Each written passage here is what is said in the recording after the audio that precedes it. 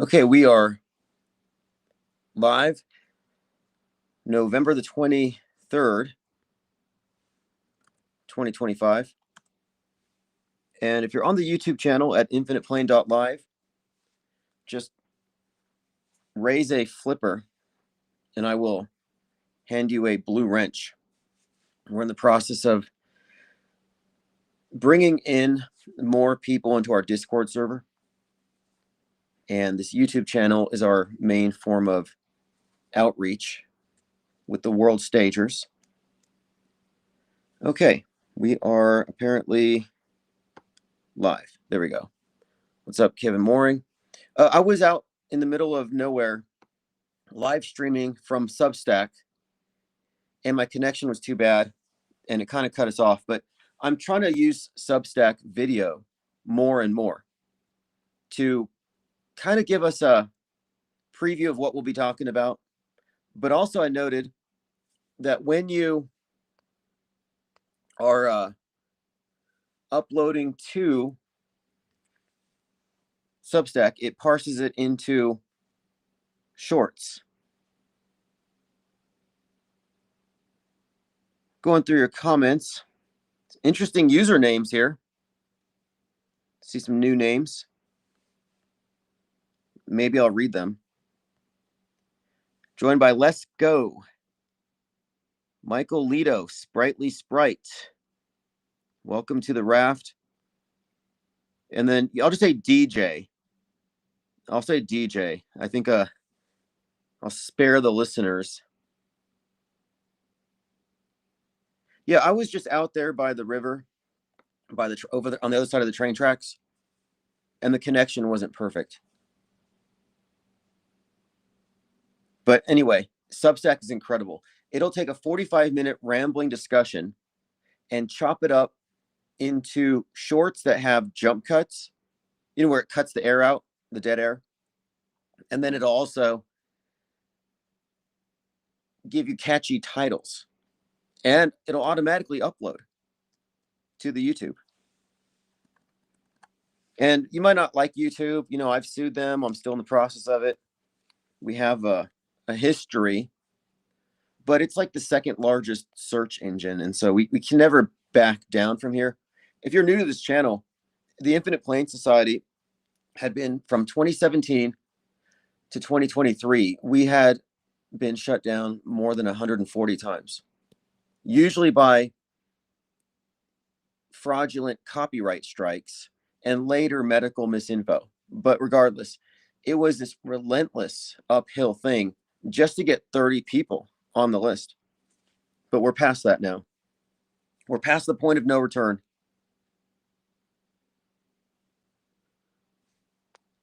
Joined by Lord Laney. Kevin Mooring says Loomer, the next Phoenix. Yeah, Lord Loomer used to be the one associated with conspiracy theorists on the right. But that's been changed, because what they have done is they have this schism to when the conspiracy theories are on the woke right, and she's neocon. And the red pill community is actually a subset of woke right, which should alarm you if you really consider the implications, because you're being conscripted into fringe right-wing politics just by being a conspiracy theorist. What's up, Ty McCloskey? He says test. Yeah, you pass. But in the Netflix series The Madness, which predicted more or less the role that Elon Musk would play in the White House, the rumors about his interference with the election, The Madness foreshadowed quite a lot of things that have occurred in the year since it came out. One of the characters in that show, Lauren Jennings, is obviously based on Laura Loomer. And she exposes something regarding election interference by somebody who owns a large social media network. And next thing you know, she gets zapped with a heart attack gun or something like that. And I don't know if that's even a plausible thing anymore. At the beginning of the year, there was a lot of hype about how much influence that this conspiracy theorist had over Trump, but she's really separated herself from the conspiracy theorists. And now she's out there accusing Candace Owens of lying, essentially. She's like, where's the evidence that Bridget Macron wanted to assassinate you with the French assassination team working in conjunction with Israel? And explain how you know that they killed Charlie as a warning to you. It's really bizarre. It's really bizarre, but it's by design. You can't make the mistake of thinking that these pundits in mass media, and you can't say she's alternative or she's fringe. She's the #1 podcast in the world. So you can't make the mistake of thinking these are real people, like real people in the marketplace of ideas, just working in media. No, she got her start with Project Veritas. I mean, this is all just controlled opposition. And it all is.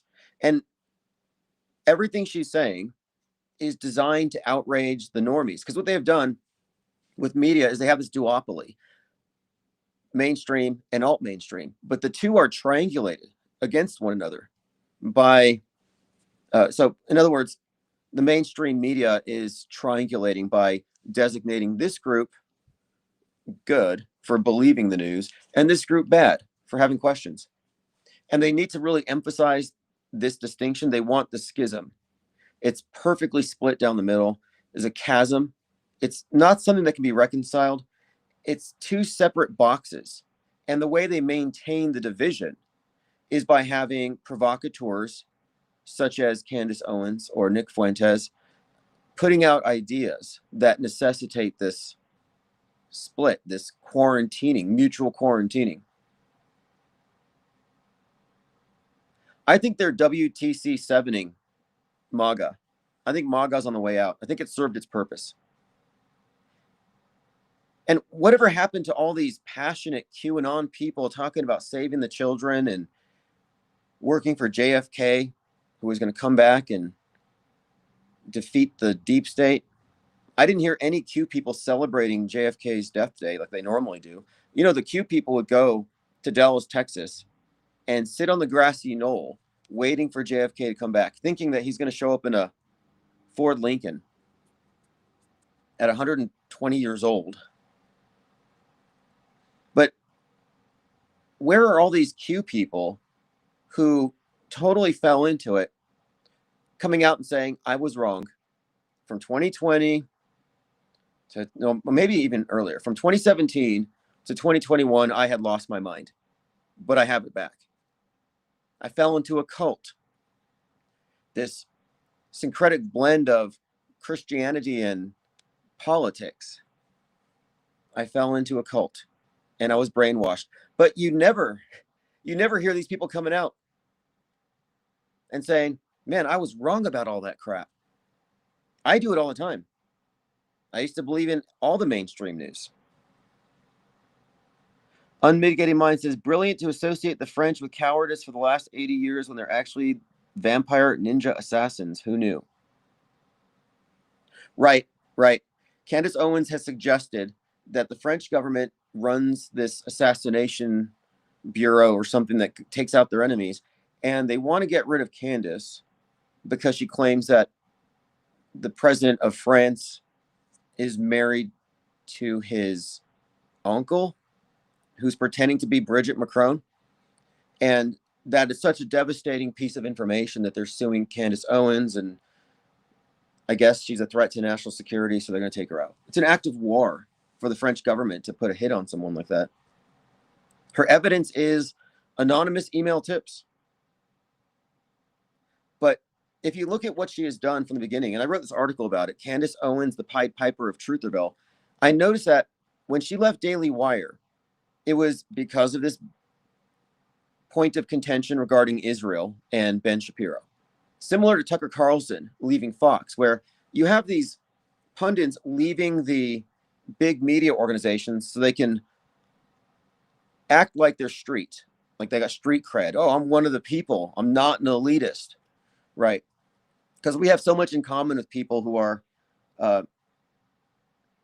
raised by CIA or married to people with hundreds of millions of dollars. I mean, it's kind of, at this point, it's so farcical.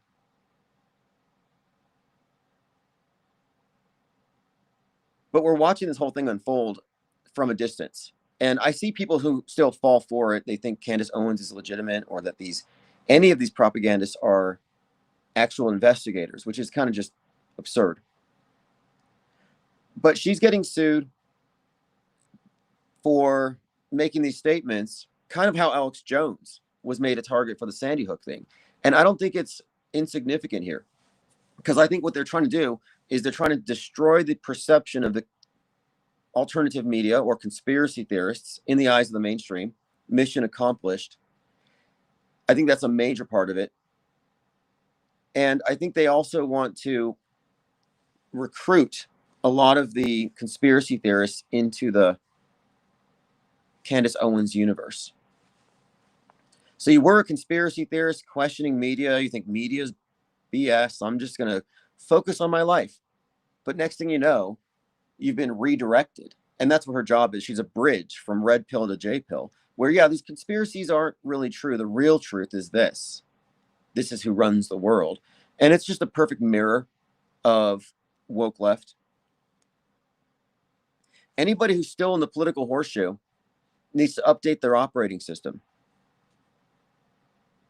And I think it's very useful when we talk about points of view to consider how, if you have a mainstream point of view, you may not even know it, but if your opinions perfectly align with Wikipedia or ChatGPT's take on anything, yeah, you've got a mainstream mediated mind. It's about your presuppositions. Many of these you may not have consciously accepted. It's like osmosis.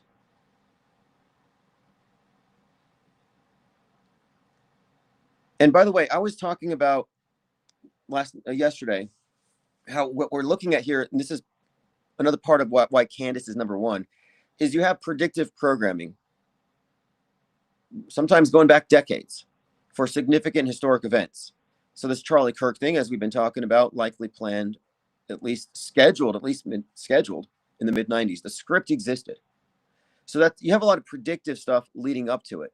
But then at the time that it's released, there's this echo chamber effect where every possible propaganda vector is blasting the message. So in this case, we have many examples of concurrent programming. So you got predictive and concurrent. And the concurrent stuff also would include the weirdly coincidental celebrities who just somehow elevate that particular psyop. Like we talked about with Charlie Sheen, with his comeback starting on 9/10. And again, America comeback tour 9/10. So you have this thing with Charlie Sheen on Joe Rogan, which seems like, what does that have to do with anything? Well, it's the number one podcast in the world, and they're talking about the JFK assassination and Lee Harvey Oswald, and how the government created the term conspiracy theorist to attack the people who don't believe the news. And then Charlie recounts this anecdote about getting sniped by a projectile in a theater, and Joe Rogan complimented the good shot. And then they say, oh, by the way, Charlie Kirk just got shot. So we talk about this where no matter where you're looking, you're going to get the message. It's inescapable. So you got the predictive, the concurrent, and then the reinforcement. And this is where Candace steps in. So Candace Owens has been dominating on X, the podcast sphere, and her entire premise here is that somebody other than Tyler Robinson killed Charlie. Not Charlie's not dead, or the whole thing is a farce. No, they are playing into this control dialectic. So every one of her conspiracy theories begins with the premise that what we saw on TV was legitimate, not a magic show. Wasn't a snuff film, it was a magic show. But regardless, what she is doing now is what I'd consider reinforcement programming. So now the dominant narratives on this topic are saturated with the alt media perspective clashing with the mainstream, and that's it. They don't leave any room for this third perspective, and that's our perspective. It's not platformed. And there's a lot of people who have this perspective with regard to isolated incidents, but they haven't recognized the connection between all of these and the resultant news bending and history bending. So calling out something fake in isolation doesn't mean anything if your point of view is alt media, if your point of view is mainstream. Like if you're in the Truman Show, you might see something that looks fishy. You might call it fake, but you're submerged in the sea of irrelevance. That fact doesn't mean anything, and you won't be able to process it. We observe this with people's reactions to the Butler, Pennsylvania magic trick where Donald Trump pretended like he got shot. And there are people who will say, yeah, that was fake, but they still think the fireman died. So what are we supposed to believe? That Trump tricked a bunch of people? Well, the Secret Service would have known. So if you even think about it for more than 5 seconds, instead of just calling it fake because you don't like Trump, if you actually thought about it and asked 5 follow-up questions, you would be opening a can of worms that would undermine the entire world stage, because you would be looking at the fact that this would have required necessarily media collusion, Secret Service colluding in this. It would mean that Trump is a magician who did a trick.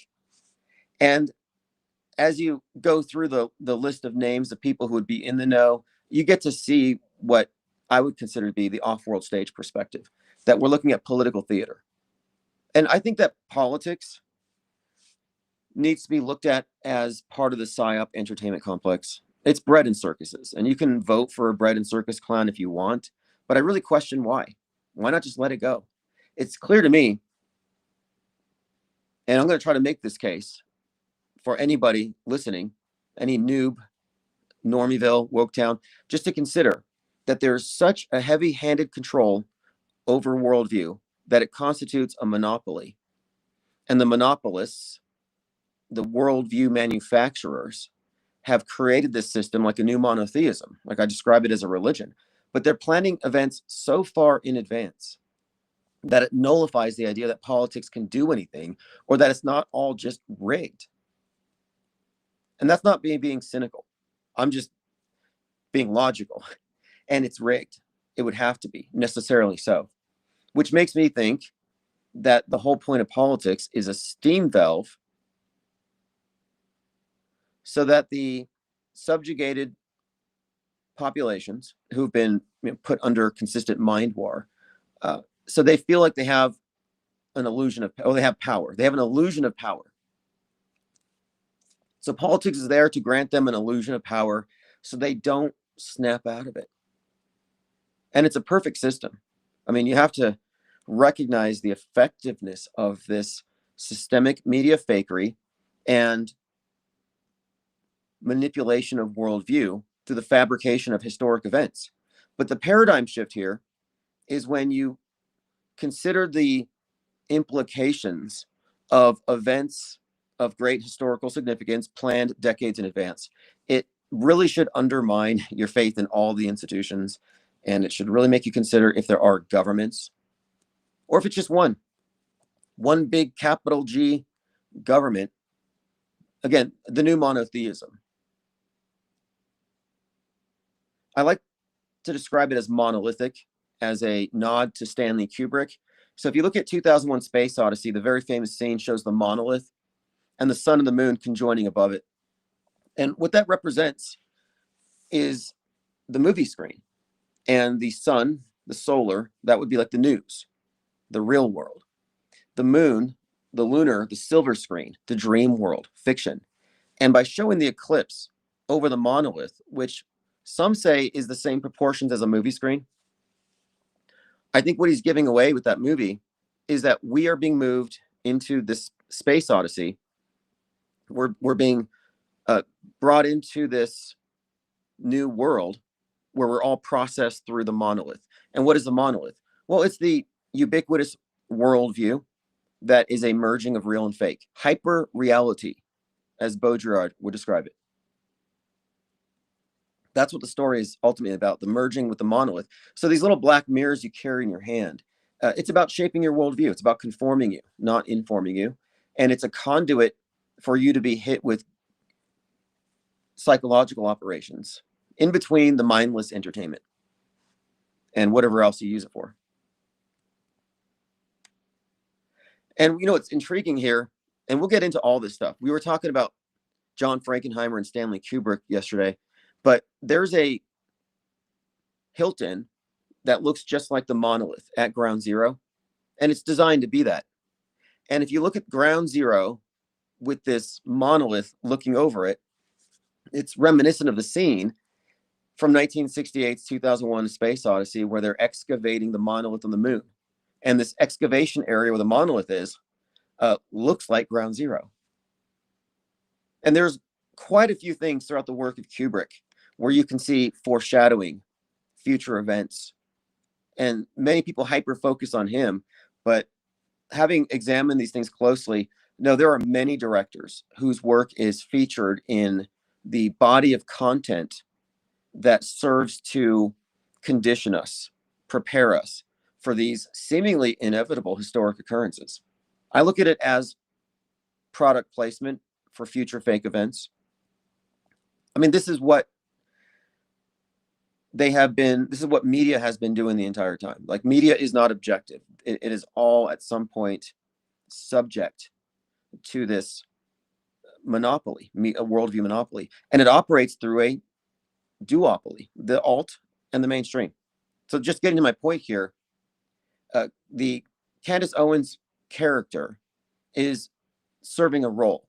And what they're doing is they're like, after the JFK assassination event, you had this group of conspiracy theorists identified, and they're kind of rebooting that. They need that faction to be self-aware and recognize that, hey, we know there's a cover-up.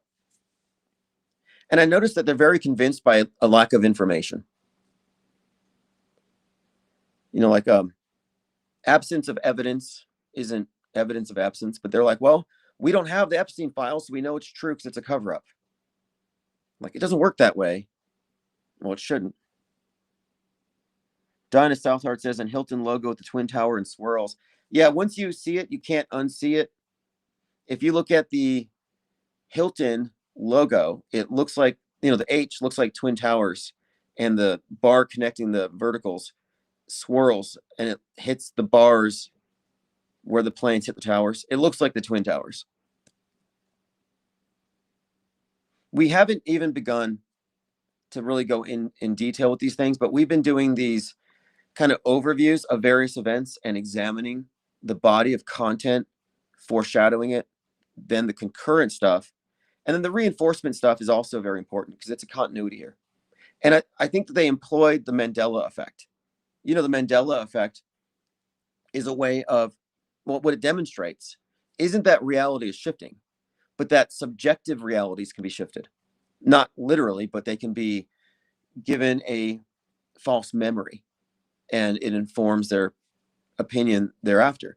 And the formation of false memories has been perfected. And I think that it's being used all the time. And it's the misinformation effect. The Mandela effect is actually the misinformation effect, which describes how your recollection of something will be influenced by the context in which you recall it. And the recollection is modified, altered,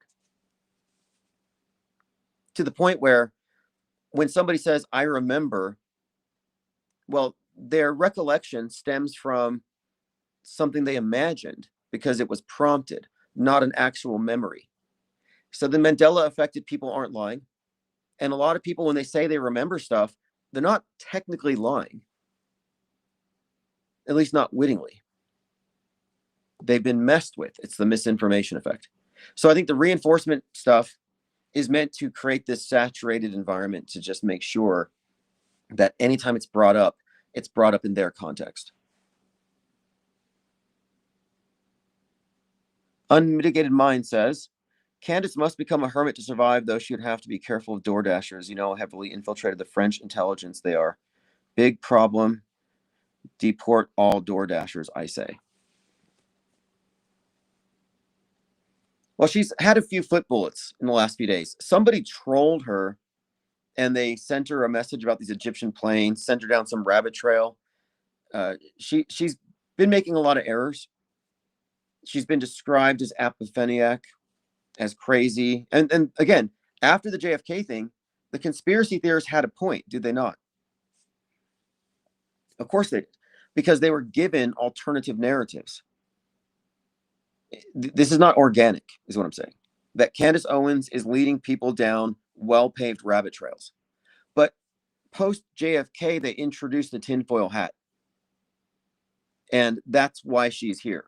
I think her role here is to make sure that everybody who questions the official narrative over CK can be branded as tinfoil hatters.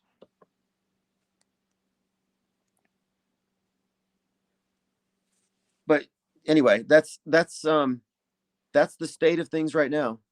The majority of people in Trutherville think she's a legitimate source, and they don't have any other frame of reference. But our objective here is to reach only those who are looking outside of the box, not the people who are going to defend the box. Because we constantly see this, and we debate people for the purpose not of changing their minds, but of showing where they are being guardrailed. And one of the things that holds people in this collective Truman Show is what I call the bloody guardrail. The assumption that people die in psyops. And if you really look at what a psychological operation is and mass casualty simulations and how these are simulated events going according to a script, the idea of killing makes zero sense. And it would invalidate the NDAs and it would be a war crime. I mean, there's so many reasons why they wouldn't kill people in a psyop. But that presupposition that they do keeps people from looking at media fakery in its entirety. And you ask them, well, what's your evidence that this person's dead? I saw it on TV. That's not good enough. I mean, it's good enough if you're just a believer, but you can't claim to be a skeptic. And when you look at all the concurrent stuff, I'm talking drills, evidences of foreknowledge, foreplanning, things planted in media. When you look at the bigger rollout of the event, the hoax indicators, deviations from standard protocol, the composite should tell you that this thing is not what they say. It's likely a staged psyop. And that should lead you in a completely different direction. You say, this person's not dead. Well, then what? But the assumption that they're dead is sort of it's a guardrail. It's a thought blocker. And then you're bad for questioning it. But it's safe to say that the CK event was planned nearly 30 years ago, that Erica Kirk and Charlie Kirk didn't have any children. That's a fake family because they're actors playing roles. He got his gig at 18 and it lasted till he was 31. He would have known in advance. And there's plenty of foreshadowing and prophecy and hinting in his tweets to Candace Owens and otherwise that would suggest that he knew this was inevitable. But my point is, it's planned so far in advance that you can't treat any of it as authentic. And how many people have been fooled? They think, oh, Charlie was a good guy. He was, you sure? You sure that's not a wolf in sheep's clothing? Like, why can't you tell the difference? Where's your discernment? What do you think? I mean, that reference to the wolf in sheep's clothing, what do you think that the person's going to look like? I mean, obviously it's not, it's going to be somebody who blends in.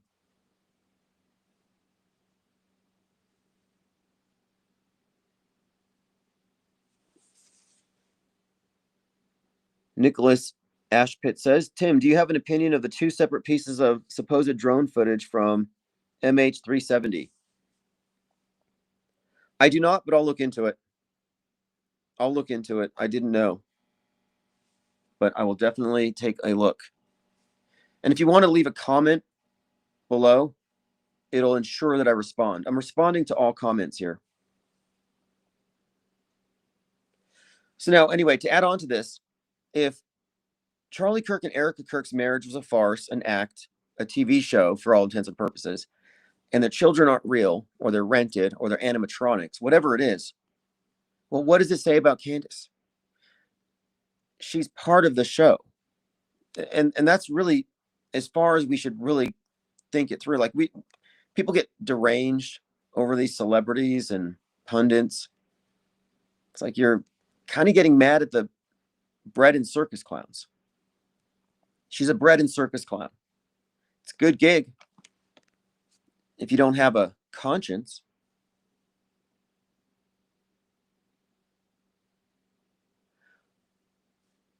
Well, anyway, getting back to what we got, someone mentioned Laura Loomer, how she was the conspiracy theorist and she got kind of overshadowed.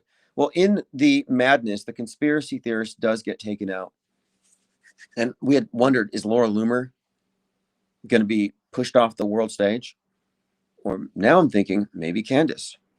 I saw some comment from some big influencer and they said, if they assassinate Candace, we will all become Candaces. I'm like, oh no. They're going to Charlie Kirk Candace, and then her legion of cult followers are going to, I guess, metastasize that particular wing. I don't know what you want to call it. It's a mix of red pill and J pill. And in a way, too, I think she might be filling a niche. Like, I don't think she's going away. Why would she? Alex Jones didn't go away. David Icke didn't go away. And she's walking in the same direction. A couple weeks ago, she said that Peter Thiel, Elon Musk, and Sam Altman were cyborgs, and that if you were to stab them, they wouldn't bleed, which is a normal thing to say. But that's David Icke level stuff. A lot of her stuff is Alex Jones level stuff. So it might just be that the more that she's amplified for sounding crazy, the more that her fan base will double down. And it could be, too, that Alex Jones is being phased out. They need new voices. They need fresh new faces to spearhead the conspiracy wing. That's why I called her the Pied Piper of Trutherville.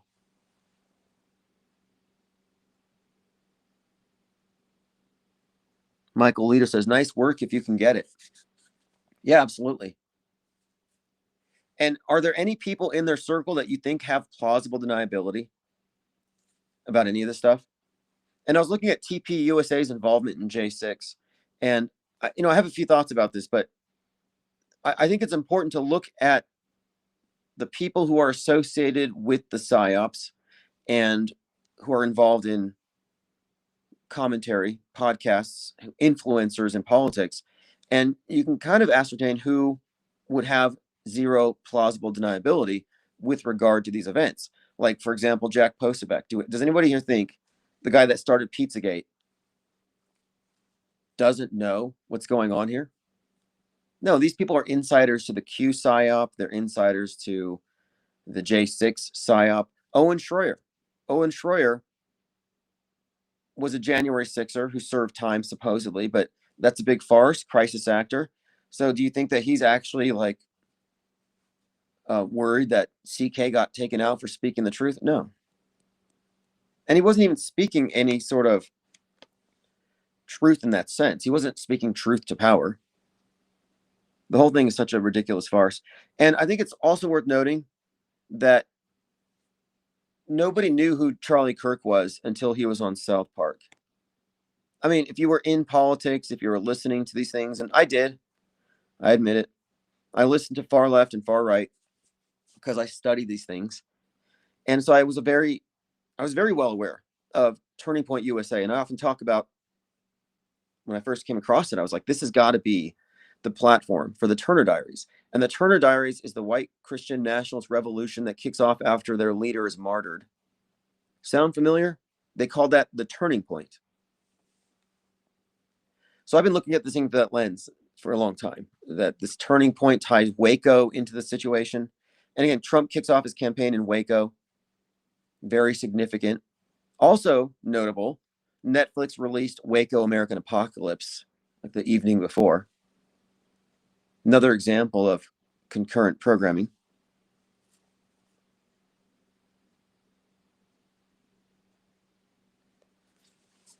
Anyway, I wanted to also get into, as we get into our breakdowns, I want to hone in on this color symbolism that we've been seeing, because Wicked's out. And Wicked Part 1, and I'm going to go watch Part 2 at some point. I'm just dragging my feet. Just imagine it's going to be full of a bunch of people. They're all going to be laughing and crying, and I don't know. The two main actresses act like they're on ecstasy or some kind of drug, and they're just always just patting and like groping each other in a weird kind of way that you see drug people like ravers do. People are high on the Molly. Is that what they call it? There's something really bizarre. A lot of people have noticed this. Cynthia wrapping her clawed fingers around the pencil-necked Ariana Grande. It seems very menacing. And it's like, wow, is that an abusive relationship? What's going on? Now, I'm assuming it's some kind of PR stunt, or thought it was, maybe attached to the movie. Although, now that Ariana Grande came out saying that she's COVID positive, I think maybe there is something to it. And maybe the only way to get social distance from this person is to claim COVID, which is kind of brilliant if you think about it.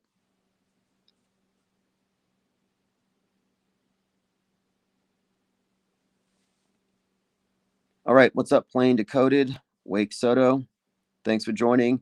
Again, if you want a blue wrench, just comment and I will hand these out. So we're talking about these archetypes, these characters in the entertainment who mirror real world events. And when I say real, I say it in quotes. But for example, the reason I brought up Wicked is that the first one was 100% Antifa coded. It was basically Antifa. The Wicked Witch recognizes the system she's in is oppressive, speciesist. They're getting rid of the talking animals, and she rebels against the Wizard of Oz, who I think is probably Trump in this context.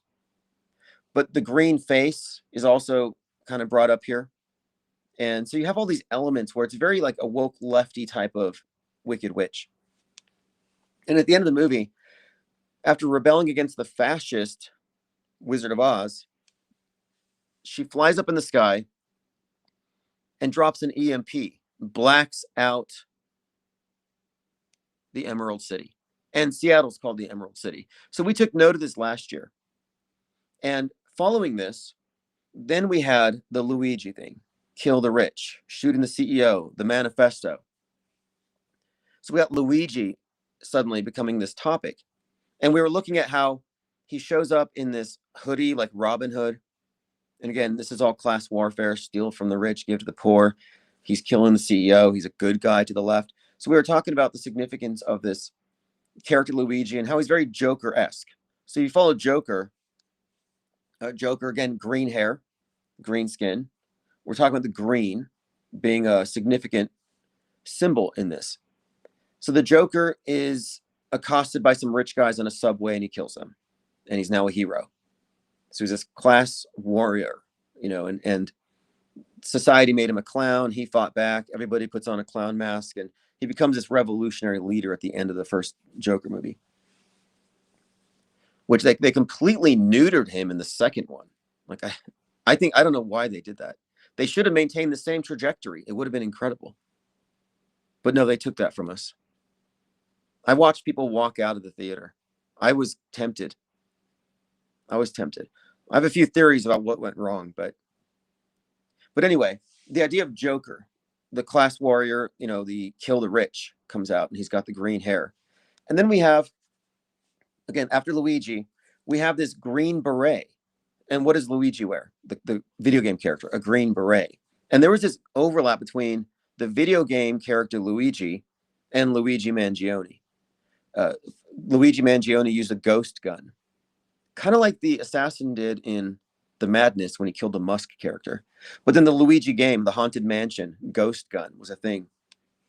And then the kill the rich, kill the CEOs, no kings. You've got this Saturday Night Live skit where Wario is being played by Elon Musk. And what happened to Wario? Luigi comes out and tries to kill him with the turtle shell. And they stop it. Like, that's funny. Foreshadowing.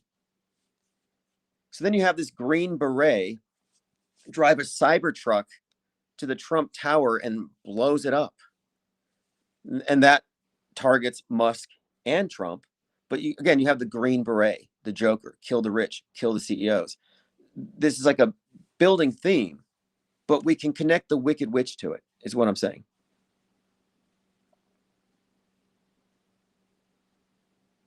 And I want to go through and parse these various examples and show how there's this concerted messaging here, if you read between the lines. And when I saw the trailer for Mickey 17, I said, that looks like Luigi. The trailer has a guy with a raincoat on, and he's the one who shoots the Trump character. And the bullet grazes his cheek, and he poses for the cameras with his cheek bleeding. I'm like, that's fascinating, considering the movie was already recorded like in 2022. And the director insists that Mark Ruffalo's character is not based on Trump, but they think we're idiots. Obviously, it's Trump.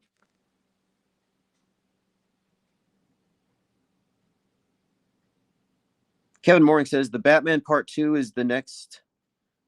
Oh, is there? What is? I saw the trailer for it, or I saw the advertisement.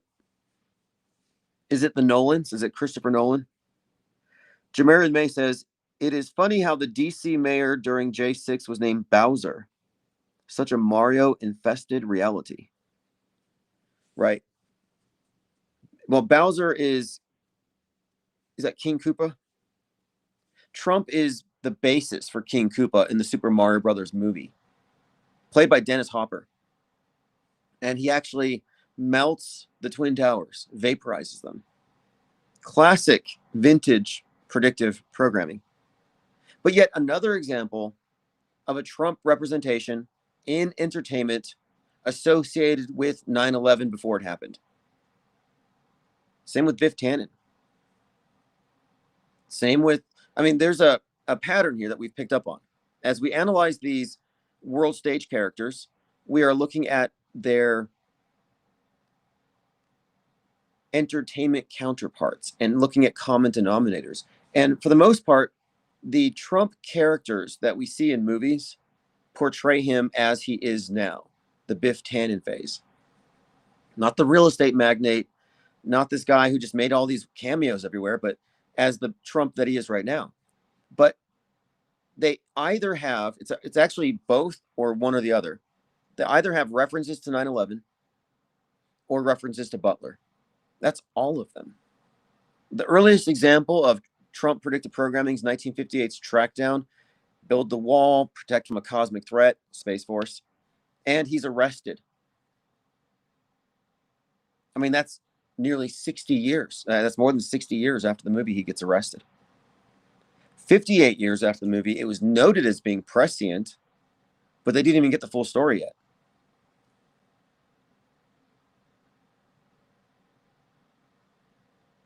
Unmitigated Mind says communists are training purebred dogs to eat the rich, or so I hear. Operation Puppy Love. The thing is, if that was said by Jack Posobiec, people would believe it. This is what was so annoying during the run up to the election, is that they're sharing these stories like Haitians are in Springfield, Illinois, and they're eating dogs. And they show a video of somebody barbecuing a chicken, and they don't ever correct themselves. Nicholas Pitt says the manifesto of the Cybertruck Trump Tower bombers coming up again. The Department of War classified it. He wanted the world to know that we in China have Gravik propulsion systems. FBI is verified. Yeah, I have a hard time with these people who blow themselves up to make points. It's like, why can't you just go on a speaking tour? Ever heard of TED Talks? But yeah, I saw that. He had some manifesto, and it's UFO stuff. And the UFO people are, right now, they're all abuzz about Atlas 3I. Kevin Mooring says several terrorism-related movies are slated for 2026.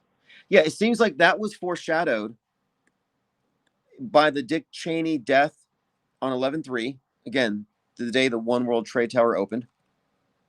And the subsequent election of a Islamic terrorist mayor, according to the right. And then a follow-up of all kinds of 9/11-y like things, like the white powder at the Air Force Base, or the 5 firemen getting hit by a bomb in the Bronx. They were injured.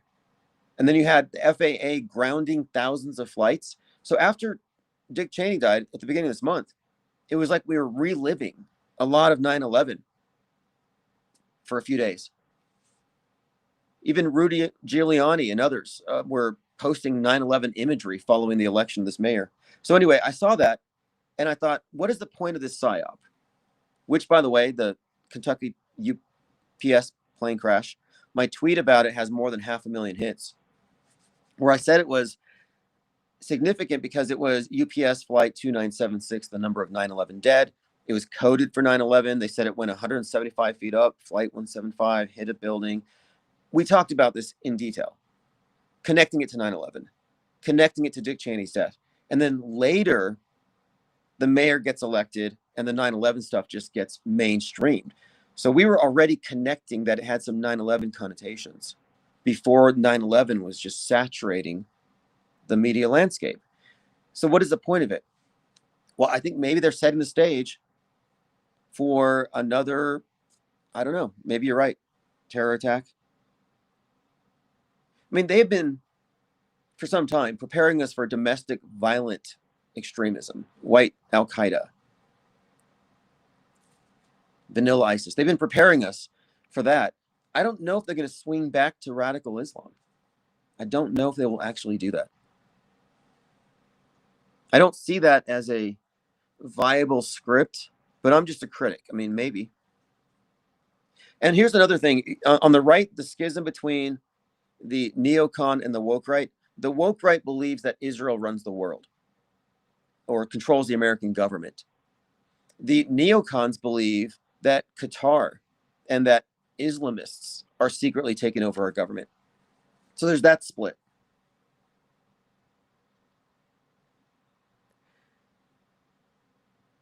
Kevin Mooring says, plane still falling, leave the world behind. Yeah, what's notable about Leave the World Behind, which is a great example of a movie containing predictive programming, is that it was released or produced by the Obamas. I mean, insiders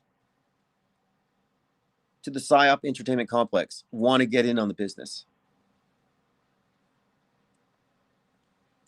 Nicholas Pitt says, 3I Atlas's non-gravitational acceleration introduced a small course correction, exactly the magnitude needed to bring the minimum distance of 3I Atlas from Jupiter to the value of Jupiter's Hill radius. Okay, I'm reading through your comment here. And one thing I noticed here is we had an Atlas comet pre-COVID. But also there's a very popular movie now called Pluribus, which is about aliens and the human race being plugged into a hive mind.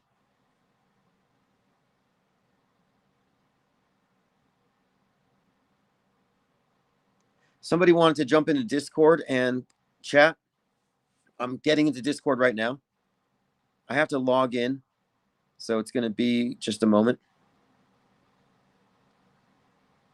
I have to use a authenticator app to log into Discord, so hopefully it doesn't kill the live stream. So give me 1 second.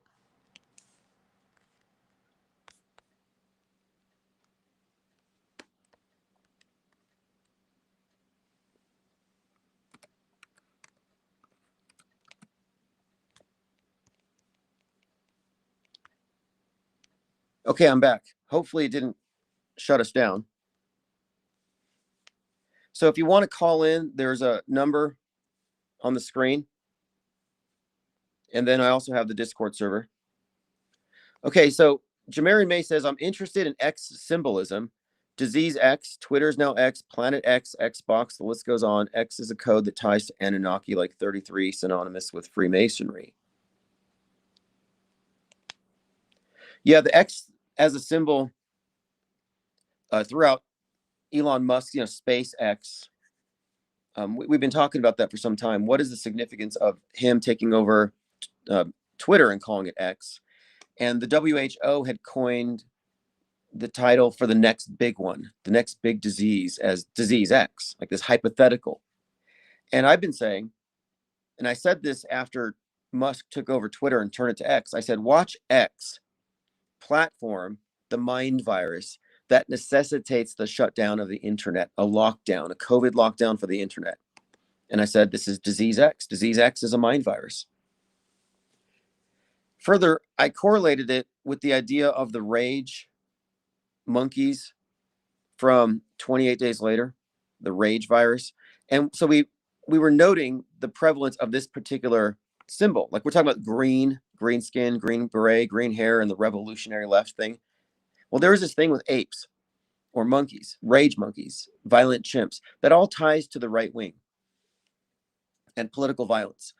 And interestingly enough, in the Superman movie, Lex Luthor, who looks very musky, has this parallel universe where he's got tens of thousands of literal raging monkeys typing on computers in order to start flame wars on Twitter, basically.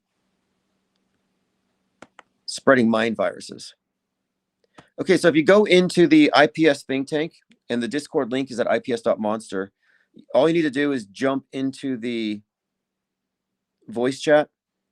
And if I see you in there, I will let you on if you have something to say. And we didn't really establish any rules regarding phone calls. And so I didn't enforce any, but we are going to limit the calls. You know, if the call is something that's going to take 30 minutes to an hour, it needs to be a podcast. It'll get more traction that way anyhow, but it needs to be a focused podcast on that topic. I'm going to, try to leave the phones open for as many points of view as we can. But we did have an interesting conversation regarding religious faith. And it's because I'm not trying to be dismissive of religion, but I classify it and entertainment as just wings of government. I don't think there's anything spiritual about it. In fact, I think they're anti-spiritual, and I think they get you to externalize a lot of spiritual, what you'd consider to be spiritual or psychic integration. I think it's externalized for the purposes of keeping us in the mold that is designed to operate within their world stage false model. They don't want you to break that. But yeah, keep looking into the X thing. We'll do a breakdown on X. I think there is some other stuff with X you could get into, 24, 42, and there's some code in there. And it all starts with, well, it doesn't start with, but this is one of the sources, is Hitchhiker's Guide to the Galaxy. We've got deep thought in the center of the universe, this computer that tells us the meaning of life in the universe and all this. Deep thought. Again, we're looking at DT, the letters 420. You'll see that there's a lot of 42s encoded into SpaceX, and they make it seem like it's some kind of science fiction reference. No, that's not exactly true. Ask Jeff Bezos why he spent $42 million on a clock in the Devil Mountains or Sierra Diablos. Well, he put this $42 million clock in the mountain, I would say, because the clock, Kronos, Saturn, is the god that they are venerating. The design authority, the meta scriptors, they are the Saturnian presence here. If you were to just put it into symbolic terms, archetypes, and you see these archetypes in the movies. The strangers in Dark City, the design authority in Megalopolis. We're looking at these like Men in Black. The behind-the-scenes manipulators that are used to establish control over time and space. And if you haven't seen Megalopolis, it's worth watching. I know it's cluttered, it's overflowing, it's almost incoherent. But if you watch it knowing that it's all propaganda, it's very revealing. In fact, it begins with this trailer. The trailer came out about this old Russian satellite crashing into New York, creating this 9/11-like situation. And as the movie hit the various, this is before it was released to the mainstream audiences, but it was going through these film festivals, there was this old Russian satellite that had blown up, and the people in the ISS had to duck and cover. But there's been this fascinating connection here with that movie as far as explaining how history is faked. I think that's the real subtext of the movie. The main character, Adam Driver, looks like Neo from The Matrix. Not a coincidence. There's a lot of references to The Matrix and to Dark City. baked into the movie. The Dark City being the strangers, but in Megalopolis, they're called the Design Authority.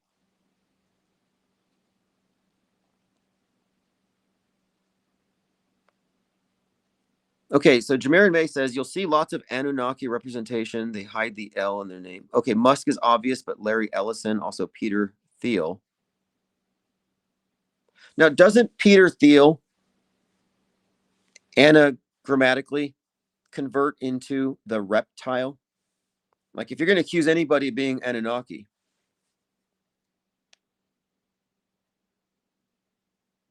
All right, so I'm in the waiting room. If you wanted to call in. Yeah, L is also Saturn, the EL. And again, you get into the symbolism, it's actually quite intriguing. We will get into it. Because, we're looking at the stories that become our history, that are grafted onto the real world and then become this hyper reality. Again, Baudrillard, the merging of real and fake. So we're looking at this quite a bit from, the political ramifications of these various fake events, these psyops. But there's a whole other element here that is undeniable, and it is present, and it's the occultic stuff. Like, what is with that? And I have a couple of theories about it, because I've noted so many movies are retelling biblical myths. The Bible is a huge source for a lot of big movies, Old Testament, New Testament, where they're brought up in a new context, and it's not explicit. Like, if you watch Wall-E, if nobody pointed it out, you might not notice it's all based on Noah's Ark, but framed as climate change, a space ark, and the bird that brings the olive branch is a little white robot that finds the plant on Earth and brings it up to the ship. And it also ties into this agrarian communist revolution because capitalism destroyed the world. But the point of it is, I look at this thinking, why are they reintroducing Old Testament mythology in a Pixar film and not being upfront about it? What is the point here? Are they just bored, or uncreative? They don't have any ideas? What caused them to reach for that? And now I think it's because mainstream media is the one world religion, and they have to syncretically blend all the myths, all the archetypes, and project them into the dominant paradigm. That's why you have so many of these superheroes who perfectly align with the sun god motif, the dying, resurrecting sun god, the saviors, Neo a savior, Superman the savior. They present as these saviors, like, okay, Neo in particular, he's the one. He dies for 72 seconds, then Trinity kisses him and he resurrects, 72 hours. There's quite a lot around Neo that you could connect with Christ or similar myths, Osiris. But what's the point? Again, the point of it is, I think, that they are amalgamating all the various mythologies and worldviews. It's a consolidation of power. I think it's that simple. And I was thinking about this after examining a very particular deity created by the government, a state-created entity called Serapis, who was consciously designed as a god to unify various regions by combining their gods. So he's a composite deity, a little bit of Zeus, a little bit of Osiris. You got some wine god Dionysus features, and the myths attached to him are just borrowed and they're assembled together to unify. And if you look at what media has done, I call it the new monotheism because it has unified us monolithically in a worldview that we all just take for granted. It's the default reality that we all inhabit. And I think that they're definitely using religious iconography for the purposes of replacing the traditional religions. But it's very esoteric. I was looking at the fight between Darth Vader and Luke Skywalker in this context. A very famous scene. Their swords are crossing, you see the X, the cross. But what actually happens is Luke's sword hand is severed, and then he hangs from a cross in Cloud City. and it's like a sunset. You can tell that it's really orange skies.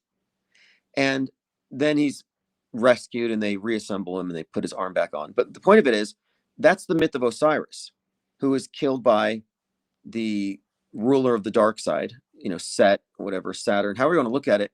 It's dark versus light. So the sun god dies symbolically at sunset. He's dismembered. Specifically, his manhood is removed. And they can't find it. That's why they put the obelisk on the grave. So the significance of Luke Skywalker's lightsaber being severed, it's a reference to that obelisk aspect of the myth. The hanging in the Cloud City and the cross, sunset. And again, Darth Vader, Luke Skywalker are really just reiterations of these older archetypes. And then you look at Darth Vader in particular, and you'll note that inside of his ship, there's a lot of like hexagons, very much associated with Saturn. And then the Death Star looks exactly like Saturn's moon, Mimas. Like, it's a Disney universe. I mean, it's like they've managed to reintroduce so many old myths, but using science fiction. So it's a syncretic blend of traditional old world religions and then the new world religion of Nasatology. And that's what I consider. Like, if you accept the world as it's been presented, you're kind of a Nasatologist by default, if you had to put a name on it. All right, let me go ahead and open up the Discord. We'll see how good the audio is. Any of you in Discord want to say hello?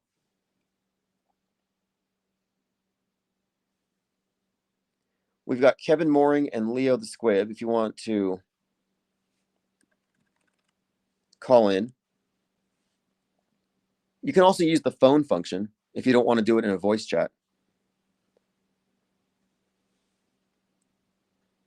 Michael Lita says, Tim, how come some truthers talk about certain things but not about one of them? For example, they'll discuss 9/11 and the moon landing, but won't discuss January 6th. Yeah, good point there. I'm glad you raised this. If you're involved in politics, you're likely going to believe the psyops that involve your political party. I mean, for example, so many truthers fell for Charlie Kirk. What's up, Leo the Squib? If you want to call in. Otherwise, I'm going to open up phones as well if you want to call on the phone number. Jameer May says, I'm recovering from the last call. I'm going to get the transcript and ask ChatGPT to summarize it. And I want to ask ChatGPT, because it wasn't a debate, but I wanted to analyze the structure of the arguments we made and see who made the most sense. And the reason why is that one of the things that we have done with Off-World Stage is we have separated ourselves from the mainstream point of view, the ChatGPT point of view, the Wikipedia point of view. We moved away from that because they have a set of presuppositions. Their worldview is built on lies. We're not the same. And one of the fundamental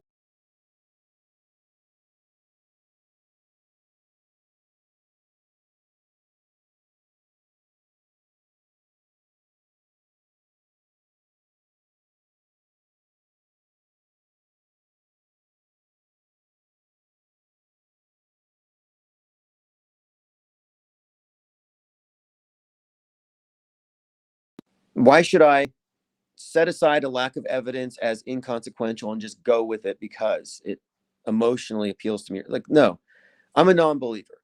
And if that gets me stoned or burned at the stake, what can I do? I'm not going to budge.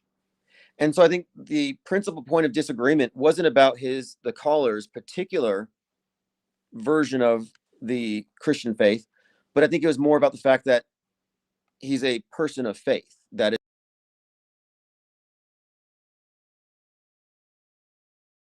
my main contention is that people have faith in media. That's the problem. I understand faith in religion. Faith in media, not so much. What's up, caller? Hey, man, I was in Discord I don't know what's going on. They can hear me live, but I don't think you can hear me when you click onto it. Okay, some kind of technical glitch. I'll have to deal with that later. But I just want to bring up tomorrow is the anniversary or hoax anniversary of Lee Harvey Oswald being shot by Jack Ruby. Oh, that's right. Jack Ruby. You know, James Shelby Downard suggested that there was a Wizard of Oz. Now, this is interesting.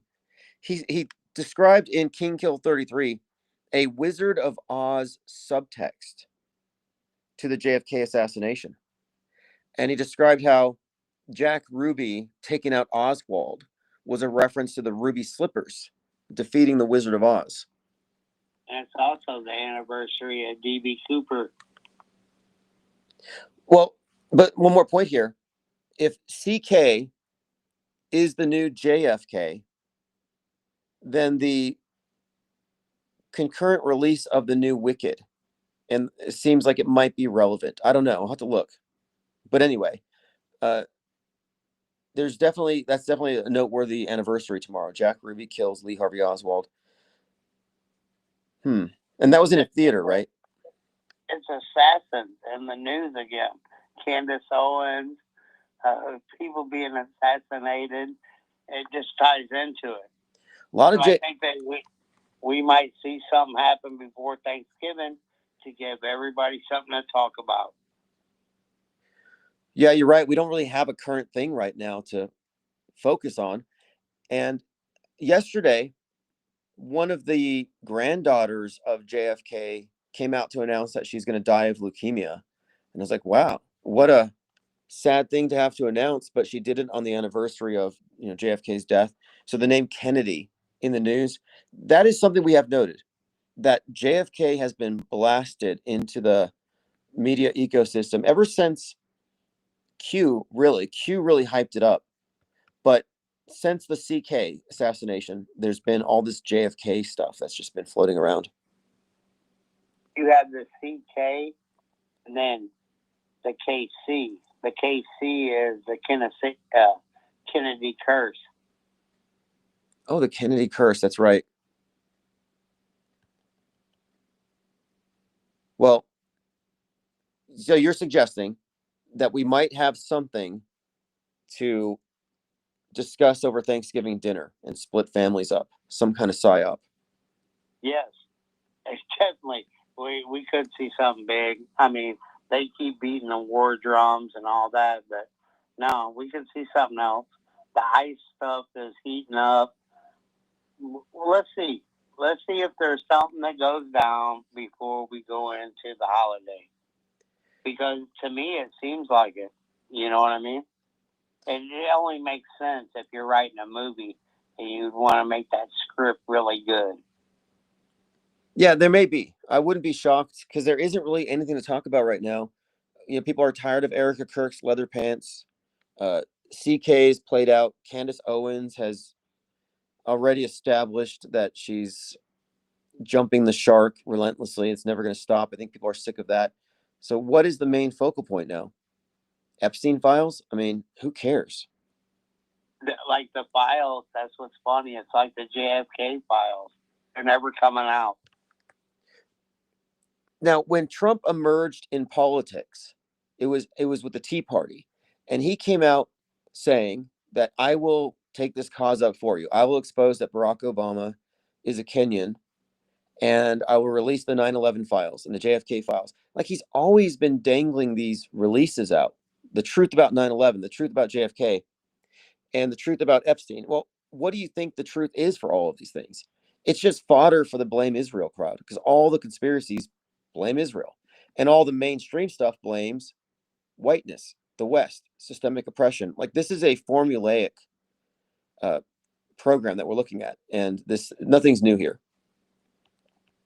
Tucker's in play too. You know what I mean? Like, they put him out there. He could be the next Charlie Kirk. That's all I'm saying.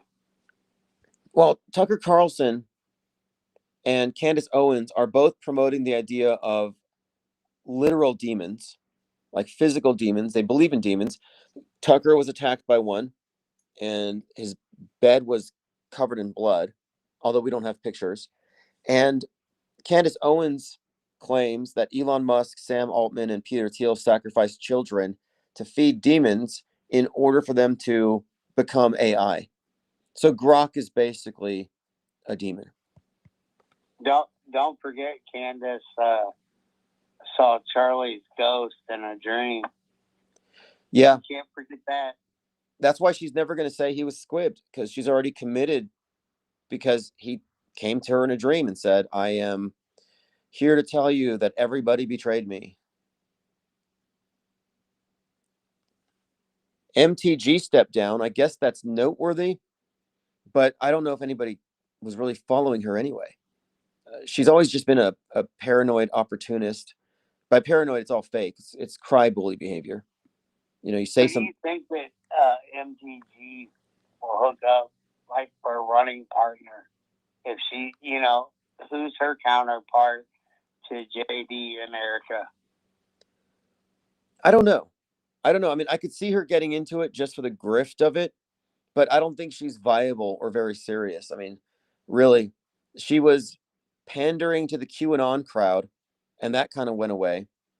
And right now, I don't know. She doesn't really have a anything to offer that's new. She's claims she gets swatted. So there's this persecution thing that I get tired of. All these people claiming they're getting swatted to get attention. That's a psyop, by the way. Well, you got to think of it this way. You have the WWE theater shit going on. So you have a really hot blonde, some say, and then you have a muscular blonde. And who's going to win when they battle each other? That's what I'm seeing going down with this. Well, Candace has really opposed Erica by insinuating that Erica killed Charlie. I don't know if MTG's really opined on this, but we'll see. Ribo Nation asks if Tucker is still employed by Fox. Look, I think that Tucker may as well still work for Fox. And I think Candace still works for Ben Shapiro. Like, these are really these positions that they're in are essentially gatekeeping operations. Like, they're not working for anybody but the Psyop Entertainment Complex. It's all just theater. And Tucker Carlson is not whatsoever one of the people. He's not he pretends to be a populist. He's a fake populist. He's an elitist. They're all part of the Psyop circle. Yes. Yeah, they're all part of it. And when Tucker says that he was attacked by a demon, he's saying this because he knows that his target audience are the same people who fell for the QAnon stuff, so they're likely to believe it.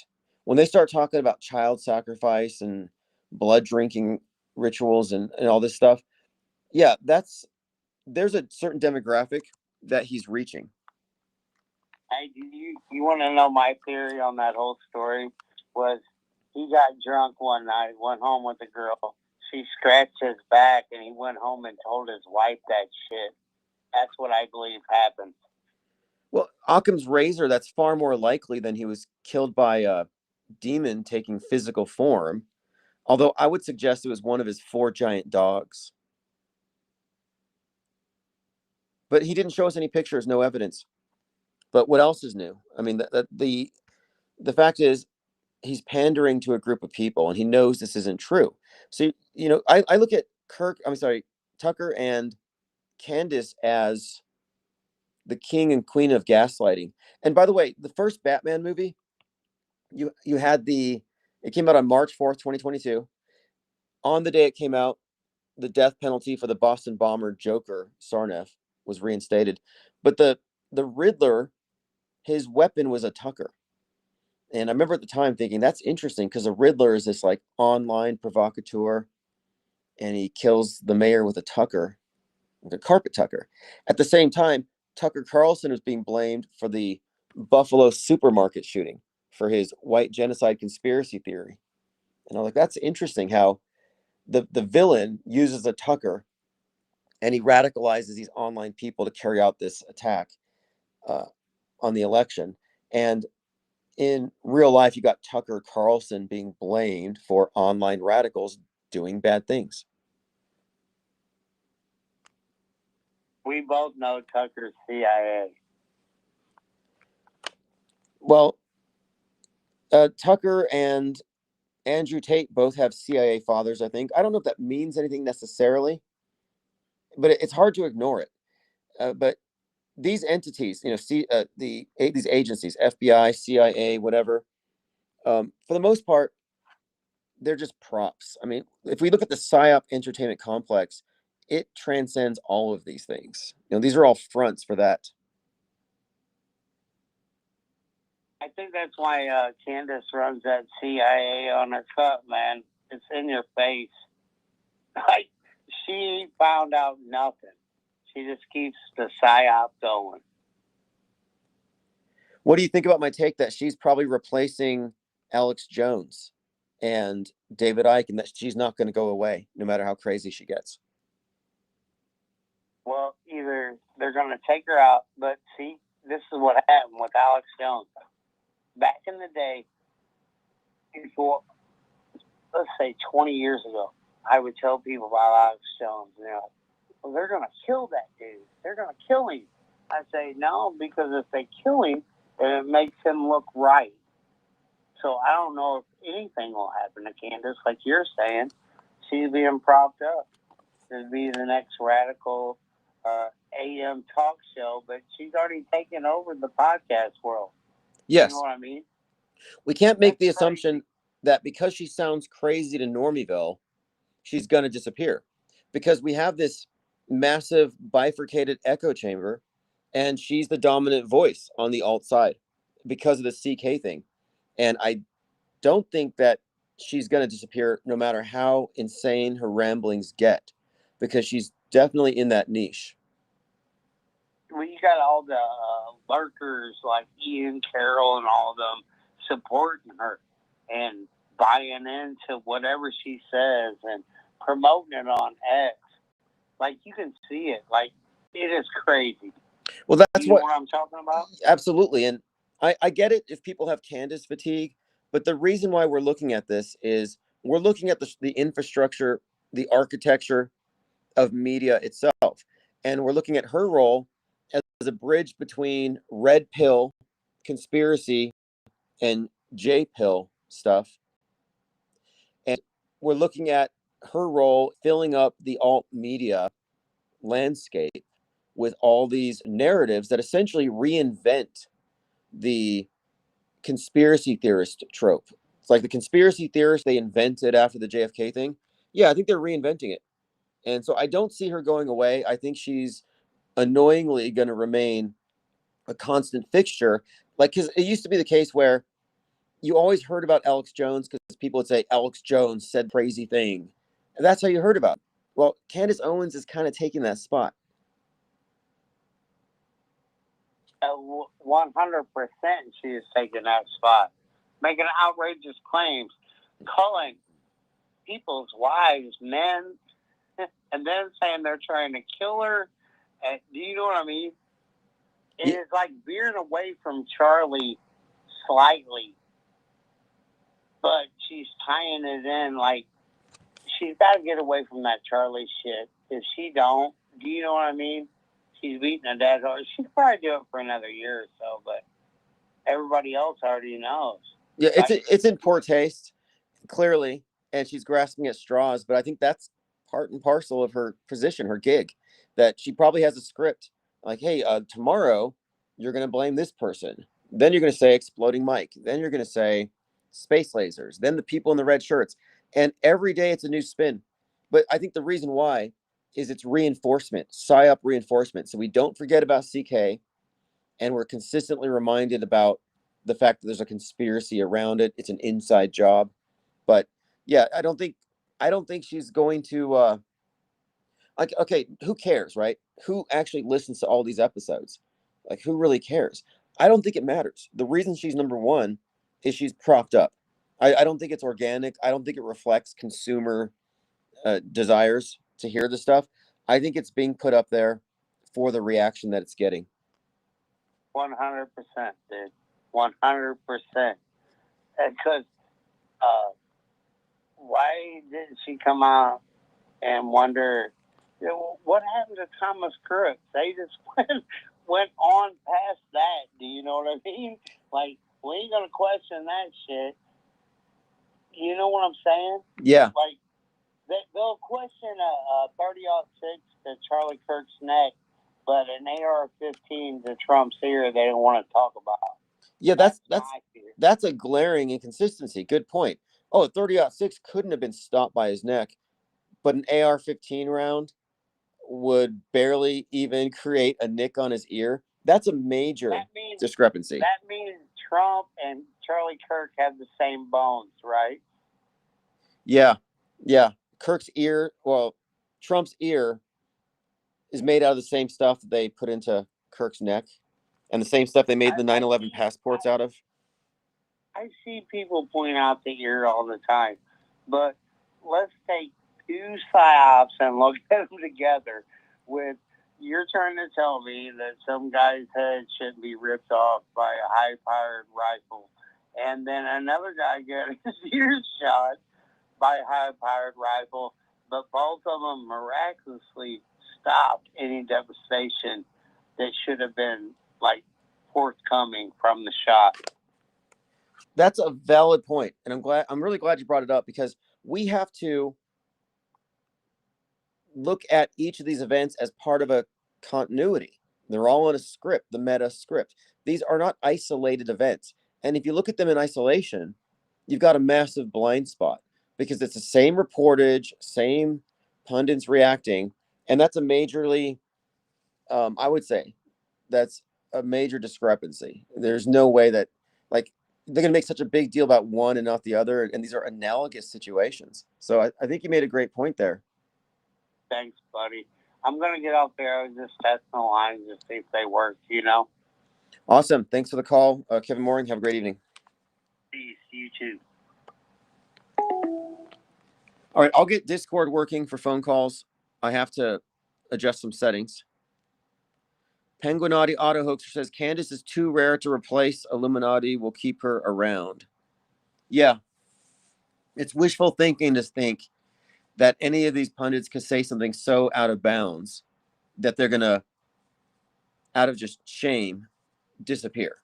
Like, no, they're shameless and they're propagandists. And I think somebody needs to fill in Alex Jones's shoes, if it's even the same Alex Jones. I haven't really looked too closely into it, but I watched this video because I don't really watch very often.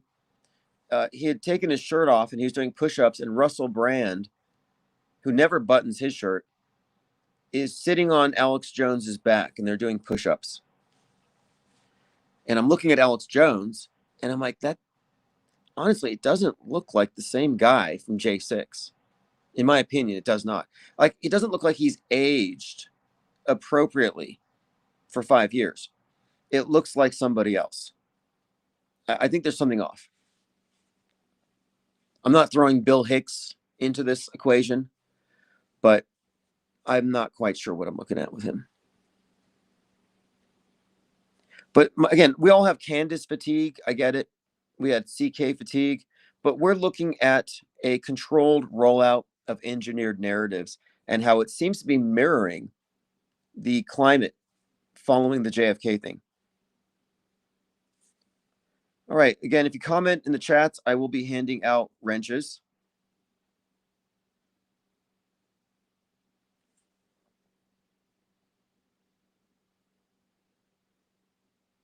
Lost Age said JFK was the birth of conspiracy, I heard. Yeah, I'm trying to find out, because, I mean, this is what they were talking about on Joe Rogan with Charlie Sheen on 910, how the JFK assassination conspiracy theories resulted in the term conspiracy theorist, but that the term, and this is like lore, I don't even know if it's true, but the term conspiracy theorist was invented in order to brand the people who don't trust the mainstream as, kooky. Kevin Morgan says Jones has been replaced multiple times. Wouldn't shock me. Tomino, it says, new Stranger Things this week. Expect a concurrent event. Now, if you didn't know, and we got to break this down with a whiteboard, the Stranger Things series has a great deal of predictive programming for the advent of the left-wing trans shooters. And these shooters are like a new archetype where it went from right-wing neo-Nazi MAGA shooters going after public schools. And that didn't really sell to the right because they don't like public schools and the shooters on their side. So now you have these new shooters who are left-wing. They are breaking with gender binary. They have Antifa ideology, and they're shooting Christian children in Christian schools.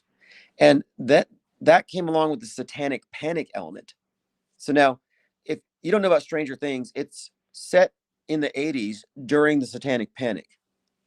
And the main characters are all part of this thing called the Hellfire Club, like a role-playing game, Dungeons and Dragons.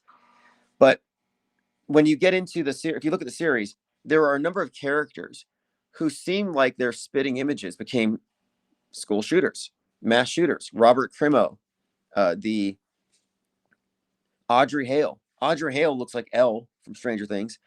And again, when Uvalde happened, the Uvalde shooting, which I think it had 2 injured, 17 dead, another 217, like the movie Weapons and the Annunciation school shooting, which had the same archetype for the shooter.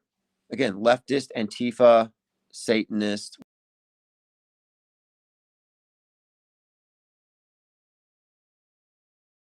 Do it for preparing us for the advent of the left-wing shooters. What's up, caller?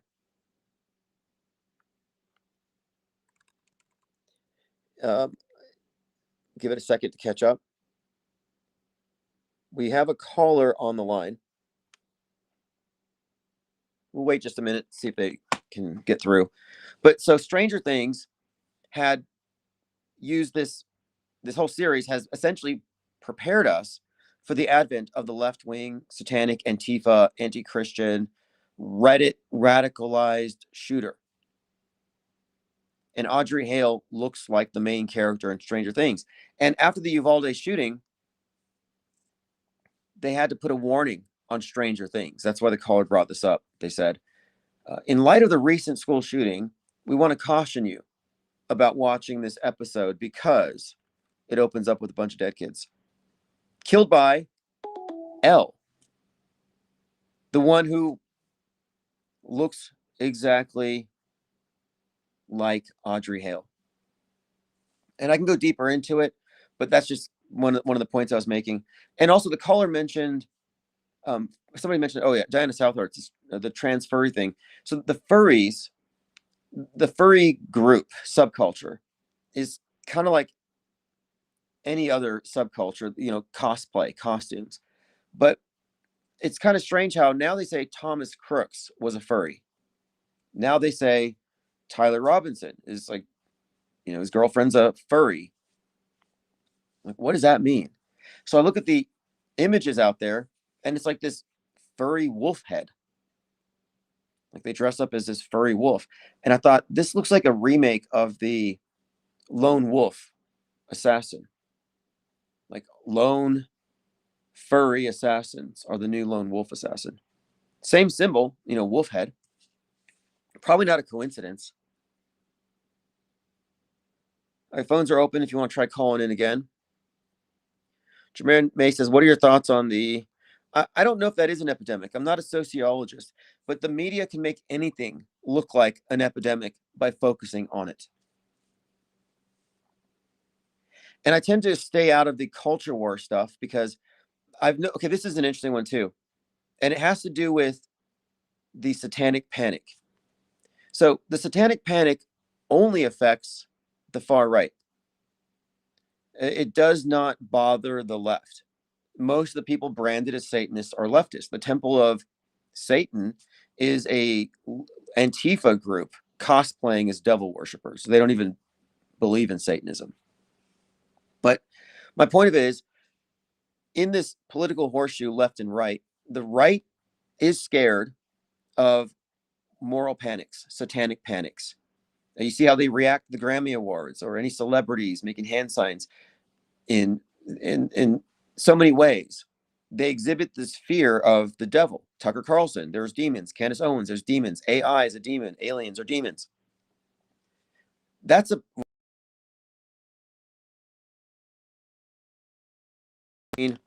traditional sin, which you could describe as moral panic, and then the new sin, which is pandemic. The new media, the media's new church, and they've reintroduced or they've introduced old concepts with new iterations. The progressive version of sin versus the traditional. But the moral panic, satanic panic thing is a huge element here. Hey, what's up, caller? Hey, thanks for taking my call, IPS. I had to call you on an actual phone line because the app that I was using just doesn't work very good. But I wanted to make a quick little comment about what Kevin Moore was talking about. I too believe that there's always a psyop around the corner at any time. It's a matter of predicting it properly. But I mean, it could be anything. But claiming that it could be Tucker, I just don't see that. Charlie Kirk was a different thing because, like you said, if you weren't already into that scene, which I was too, you're not really gonna like when I called in the faithologist. None of them guys knew who Charlie Kirk was before he was dead, and it was all over the news. But yeah, right. Tucker's a different case. He's been big time for a very long time. And he's so popular, I don't think they would do that. But I mean, they might. Well, I can't rule it out, but I just see him as too big to take down. Well, one thing you can say about media and the psychological warfare operations is that they're Machiavellian, and they seem to one of their playbooks seems to be Sun Tzu's Art of War. And one of the things about the Art of War is that you never repeat a tactic again and again. Like, it loses its impact. So the unorthodox becomes orthodox, and then you have to go back to something else. So it wouldn't really be consistent with their MO to repeat the exact same thing this soon. I don't think it would have the same impact. So I don't think that would be it. But I'm not closed to the idea that we're going to have something to focus on for Thanksgiving to create rifts in families along the party lines. Let's look at what you just said. I mean, speaking of Tucker and the scratch marks on his back, we could have a correlation between the Atlas 3I and the demons and the aliens and all that shit. And there could be, they could claim any type of story to generate a rift between these two sides of the horseshoe. And I mean, what's to say? I mean, you got these pages like IFL Science and all that stuff on Facebook and stuff like that, talking about, you can see the Atlas 3I right now with the proper viewing thing. But I heard that you couldn't see it until December or late November. But I mean, that's when Thanksgiving is late November. They could pull something together. They could do some things that could tie in, like Tucker with this whole thing, and Candace. Like, I don't see Candace too. Candace is too big to fail. Same thing with Tucker. Okay, I think you might be onto something here, because they've conflated aliens and AI with demons. And I've been saying that they might have been using the alien invasion scenarios to condition us for a higher intelligence that emerges, that we give power to, and that would be AI. But if you look at the party line thing, the left wing, the progressives, will go with that, and the people on the fringe right will say, no, we can't go with the aliens, we can't go with the AI, because they're already poised to reject the alien invasion scenario. So there's already a split there. But they could make some connection here between aliens and AI. I think there's something to it. You never really know what they're going to do. But they generally pull from a script that it's easy to create from. They're not going to do something that's just completely bizarro land. Like, they've already got us in the habit of thinking that everyone's an enemy and that your neighbor could be out to get you and everybody's a predator and stuff like that, you know, what's it going to take to say, oh, all of a sudden these aliens have landed and they could be demons, they might be nice, oh, and then a city gets attacked, or I mean, they could do anything. I mean, I know you don't like to speculate, but I mean, they really could do anything. Well, here's what I don't have a problem with speculating. What I try to do though is I look at what is being projected into the most number of NPC program people. Like, what are the masses being flooded with? What is being inserted into their frame of reference? And that's usually an indicator as to what's to come. And so this Atlas thing is on everybody's mind. And one way I know something's a psyop is if everybody I know is talking about it. 100%.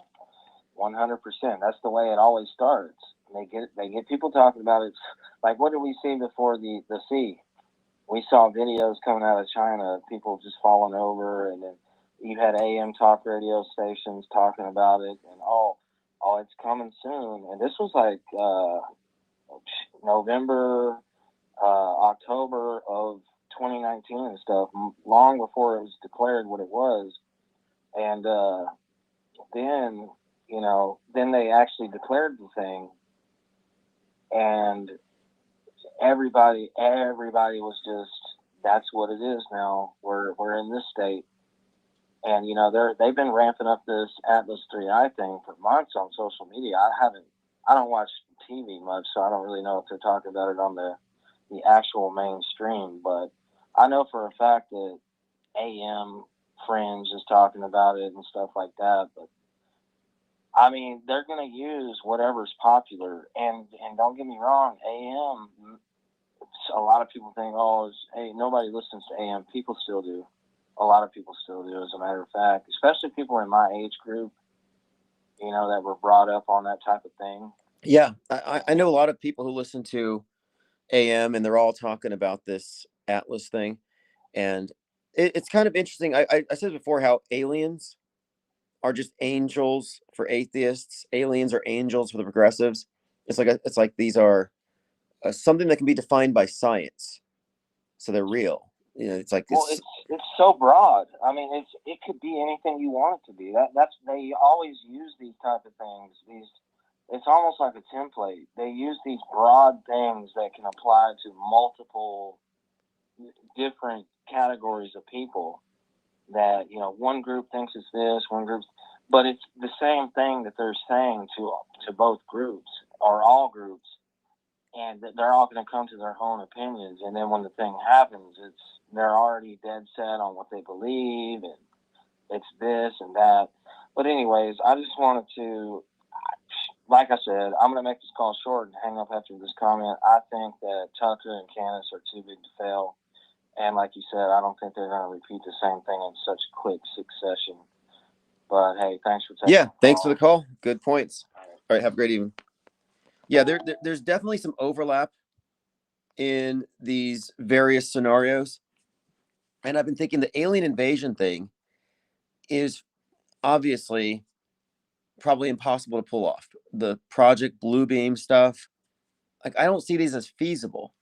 But the recent talk about AI and its inevitable progression into the point where we're dealing with something that is so intelligent that we'd be foolish not to put it in charge. I mean, I think that's what we're being sold on.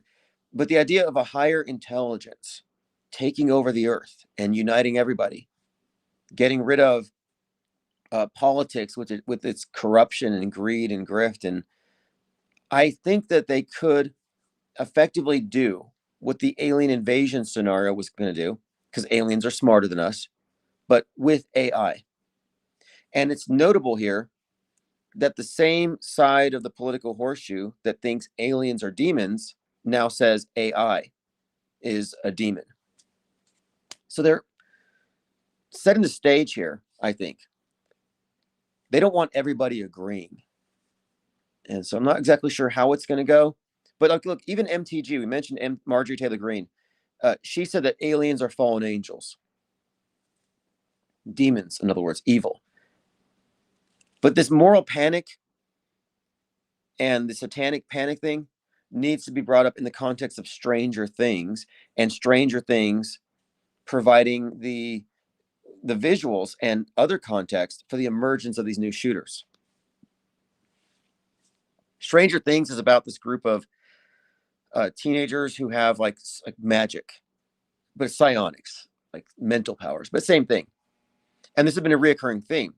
So you've got in weapons, it's the witch who takes out the kids in the school shooting allegory, the Red Witch.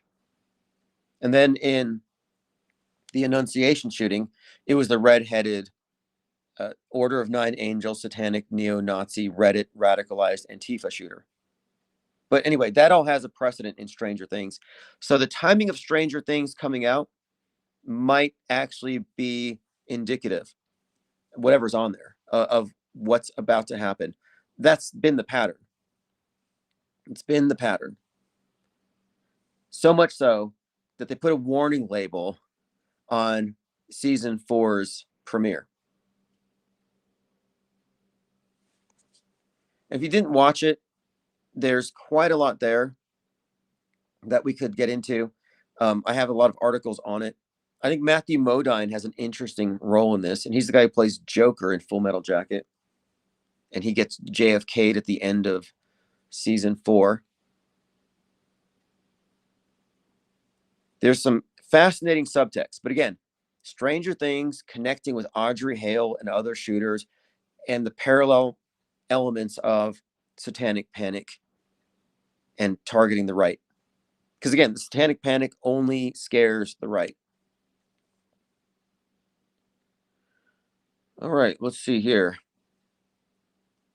Going through your comments, someone had said, I'd marked this comment, Nicholas Pitts, the new aliens are crypto-terrestrials from under the ocean. Wasn't that James Cameron's thing with the Abyss? Story is it's not living, but can generate organic beings and ships designed for specific purposes and missions. Oh, we also got Fire and Ash coming. Fire and Ash, another James Cameron Avatar. And so Avatar 2 had direct correlations with the WEF, the UN, all their talks of the floods, but also with the Cop City riots.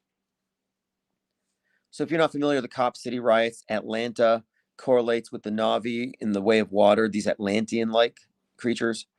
And what you had was the Marines from Earth are going to the jungle moon to take it over, knock down the trees, and just expand their empire. Meanwhile, down on Earth in Atlanta, the police want to take down 80 acres of this forest and convert it into a training facility for police. Well, the environmentalists who are living in the trees fought the cops by throwing rocks and stones. Well, what do you think happens in Avatar when the humans show up with the Marines show up with their guns and modern weapons to conquer the indigenous people of the jungle moon? They throw spears and rocks. But anyway, there's a number of fascinating overlaps between the Cop City riots in Atlanta and the story of Avatar 2. And this is actually consistent if you look at James Cameron's interesting relationship to the LA riots, namely his movie Terminator 2 about a villainous cop. So the cop is the bad guy.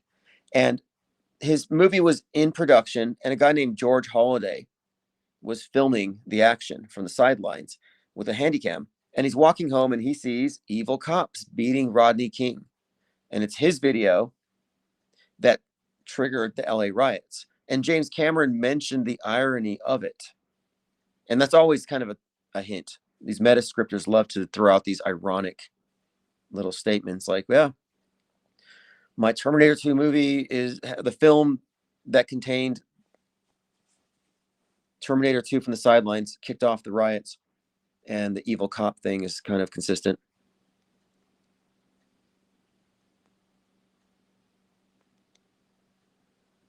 All right, what's up? Tunax, Michael Lito said, what are your thoughts on NPCs and inner dialogue? I don't know if I have an inner dialogue. Like, am I an NPC?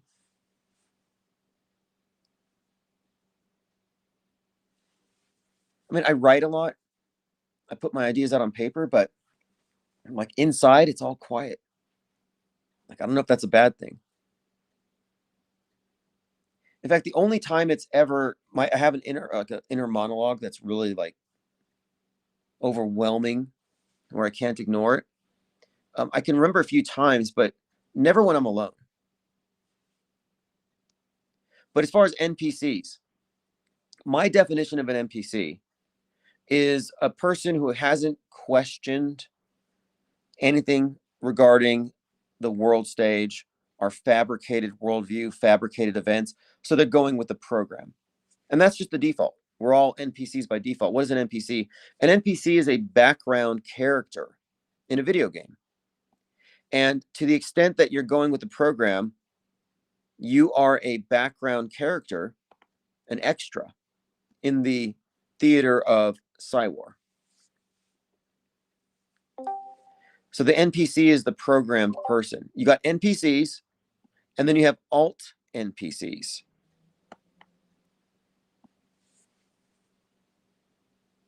Jamarin says, Tim, you're the Paul Harvey of the conspiracy world, and that's the rest of the story. Yeah, I think it might be true in a way, although what we're kind of doing here is unique in that we recognize that there are these conspiracy theories that are kind of just built into alt media, and they're all essentially serving the role of controlled opposition. So we do as much like debunking as anything else when it comes to we have debunked many popular conspiracy theories, and this really gets under the skin of the believers. The chemtrail people will never forgive me. The Mandela people will never forgive me. The false flaggers are mad because we're not agitating for war. The red pill propaganda mules are not impressed by what we're doing. Like, why are you looking so closely into the movies? Aren't you worried about the technocracy coming with the evil AI to take over our minds? I'm like, no. I don't believe in any of these doomsday scenarios. They're all fake. And if you're worried about it, then they won. Because the purpose of the psychological warfare zone here is to keep you in a state of insecurity and fear. Like, imagine being afraid of Skynet or Hell 9000. There's so many scenarios they've given us. But to me, the only rational thing to do here is to figure out what this thing is. Not trying to figure out who did it, because the people who are chasing that particular method, they're like, well, we got to find out who did it and expose them. It's the Jesuits, it's the Illuminati, it's the fill in the blanks. They don't even know what it is. It's like they did all this stuff. They did what? If the stuff is fake, then wouldn't it be logical to conclude that these are storybook characters? Leo the Squib says, most of the world stage narratives are based in the United States, just how in the movies the aliens always land in America. No coincidence. Yeah, America seems like some kind of experiment in that sense, too. Salty Siren pointed out that America is an anagram for eye camera. And if you think about it, we are all perceiving the world through Big Brother's viewfinder. That it is a camera. Like, if there's one camera or one perspective, then you could make the case, I think, that we have a worldview monopoly, but the monopoly is essentially from one perspective, one camera. It's super unifying. I mean, religions have never managed to get this many people on the same sheet. And one of the other points here is the synchronization, because we talk about these events because they are the events that everybody's reacting to. Look how synchronized it is. And this isn't organic. It's not natural. It's not normal. It's superimposed. Plain decoded. I see that you're in the, well, I don't know what's going on with Discord. Again, technical issues.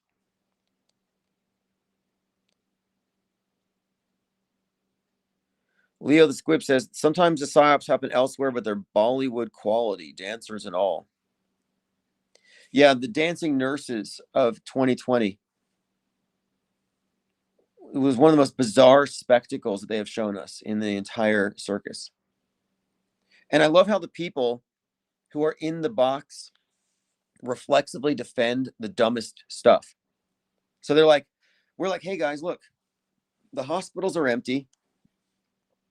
The news says they're full. And the only footage we have are of these nurses line dancing and twerking and goofing around. Like they have access to the pharmacy and they're not being supervised. But what's with all the dancing nurses they were doing pole dancing, like stripper pole dancing on IV poles. We saw so many ridiculous things. Bedpans turned into drums, hospital beds turned into makeshift Titanics, and they're playing. I mean, they were just goofing around in hospitals. So here we are noting, hey, look, we got all these twerking nurses around the world in the hospitals, and they're wasting PPE, they're joking around. So we were just trying to show people how it looks like there's not a lot going on. But the people who are in the program, their response was, it's because they're so stressed out, because they're seeing so many people dying, and the stress of the job requires they got to blow off some steam, and that's why they're doing these choreographed dances. Like, people would make that argument.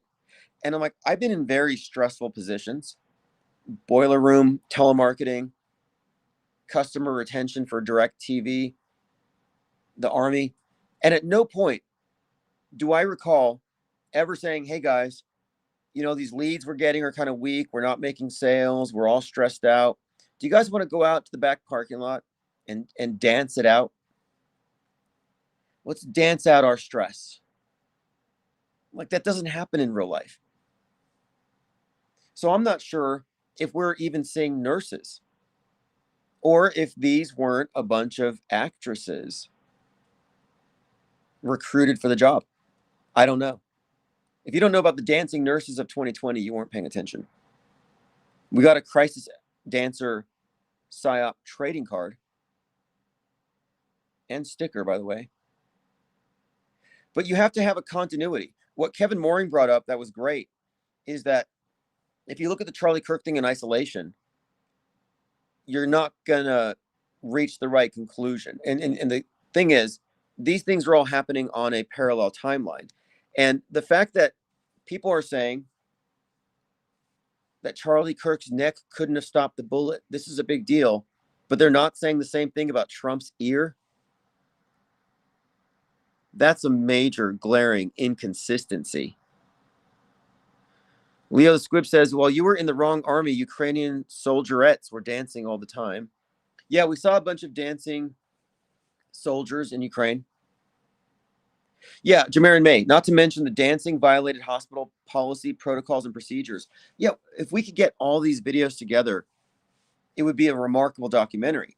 Like, there was one video I saw where they were clowning around in one of those MRI devices.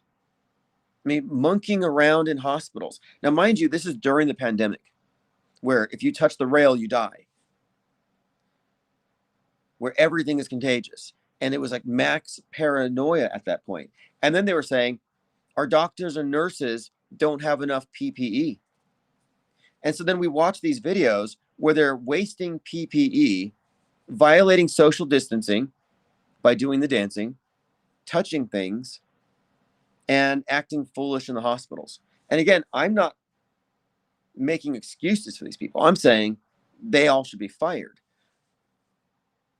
But Normieville says, oh, they're just so stressed out, they had to do that. It's like Stockholm Syndrome, where you have to defend your captors. You lie if you must, to defend them, because you associated your survival with theirs. And so we attack the mainstream, and mainstreamers feel attacked.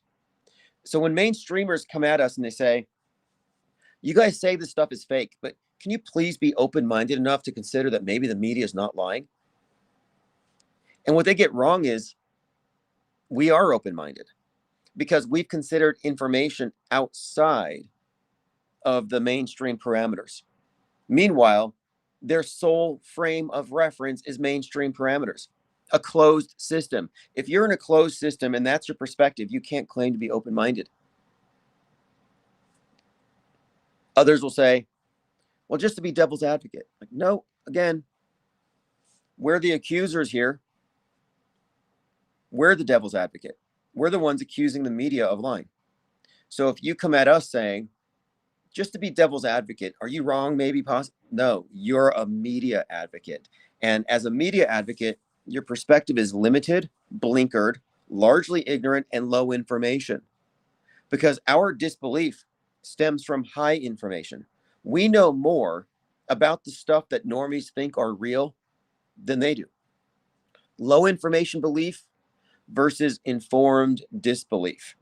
And you arrive at informed disbelief by skepticism, not by incredulously ignoring things that you find to be preposterous. Your personal opinions about it don't matter. You think it's preposterous, ridiculous? Yeah, it could be. But to be a skeptic is to actually look at the other side in detail and get all the information to create a steelman argument that you can then melt down. As opposed to the straw man, which is just flippantly burned and ignored without any more information about how the other side is wrong. You wonder where our blue wrenches come from here? From the melted down steel men that we're consistently building and then melting. The steelman argument is where you say, okay, if you're correct, if this is true, and then you follow their logic, and then you try to build the greatest case, and you try to see it from their point of view. And if you have enough or more information than they do, you might be in a better position to say whether or not it's believable. Michael Lita says, absolute hilarity by dancing nurses. Yeah, a lot of it was cringe. Some of it was really funny. But it was a waste of PPE at a minimum. But what we were noting was, and it was this empty hospitals thing, we were noting that the perception that you got by watching the news was wildly at variance with what you would see if you were out in the streets. But you wouldn't be in the streets because you're locked down.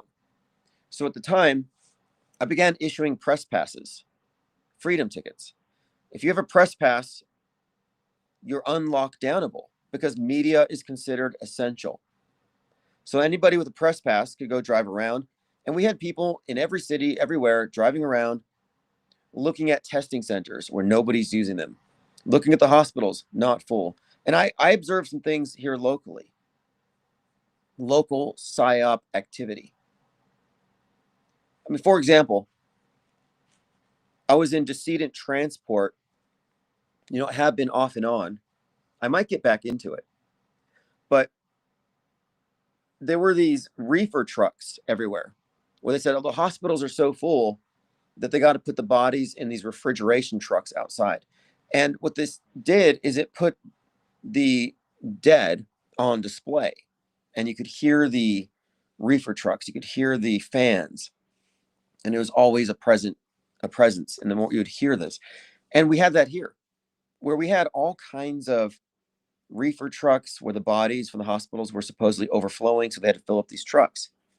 So the perception was the hospitals are so full, the morgues are so full, that they have to bring in these auxiliary units. That was what we were essentially told to believe. We were also told that the cremations were so bad that the skies were black in certain cities. Now, these claims are easily refuted. Crematories use afterburners, so you don't even have any black smoke, for one. But when I was doing a decedent transporting gig, I had learned that the truth is they use those trucks because they didn't want traffic going in and out of the backs of the hospitals. So they actually shut down the internal morgues. So we're not storing bodies here for 2020. We're going to store them outside. So it's the same number of bodies. They're not pandemic deaths. They're just regular deaths. And they were essentially used as movie props because now everybody would see these things and have the assumption that something really big's going on. It's all perception management. But if your sole frame of reference is your TV screen, you're going to fall for it. It's the magic show. If your sole frame of reference is your seat and what the magician tells you to look at, you cannot deconstruct the magic trick from that seat, from the perspective they give you to take. If you want to see through the magic trick, you got to walk backstage, under the stage, read the books, the magic books. So that's where we're at. You know, everyone, mainstreamers are in the movie, in the magic show, in their seats. The conspiracy theorists are also there. And they're just trying to determine how it was done, but they don't have any additional information. That's the problem here. It's perspective, POV. Jermaine says, amazing how much of the CV has been memory hold. Yeah, that's the main thing that we also have to consider. I call it it ties into the Westworld syndrome. So in Westworld, the synths are inside of these simulations. And if they see something that doesn't belong, like they're in the old Westerns, so if they saw an iPhone, they wouldn't process it. They would say, that doesn't look like anything to me. So if it's not in their closed system, they don't see it. Sort of like people who are mainstream don't see coincidences. They don't see connections. They don't have any continuity, event to event. They see each of these events as isolated, anomalous. That's why I describe this thing as a meta script. These are all part of a singular script, a singular design. But the reason why the synths can't escape is they relive the same day every single day. They just repeat it like Groundhog Day. And the process of breaking free begins when one of them begins to notice glitches, discrepancies. Very similar to other movies like Free Guy, where this Free Guy, talking about NPCs, it's about this place called Free City with a bunch of NPCs. And one of them, played by Ryan Reynolds, acquires free will by putting on these glasses, kind of like They Live, John Carpenter's documentary. You put on the glasses and you can see the aliens that run the place.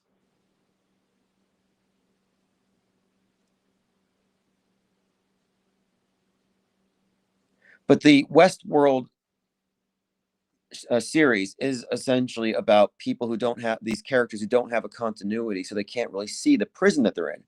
So if you don't look at psyops or psychological operations as part of a continuity, a sequence of events, then you might not have the right frame of reference to decode these things.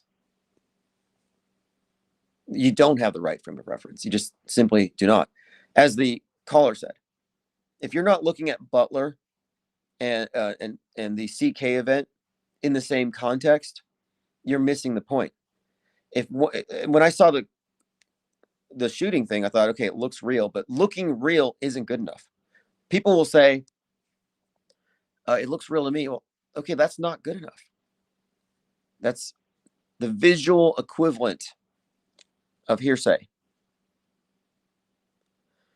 Nicholas Pitt said, funeral homes would always delay pickups for cremations, which would lead to a buildup.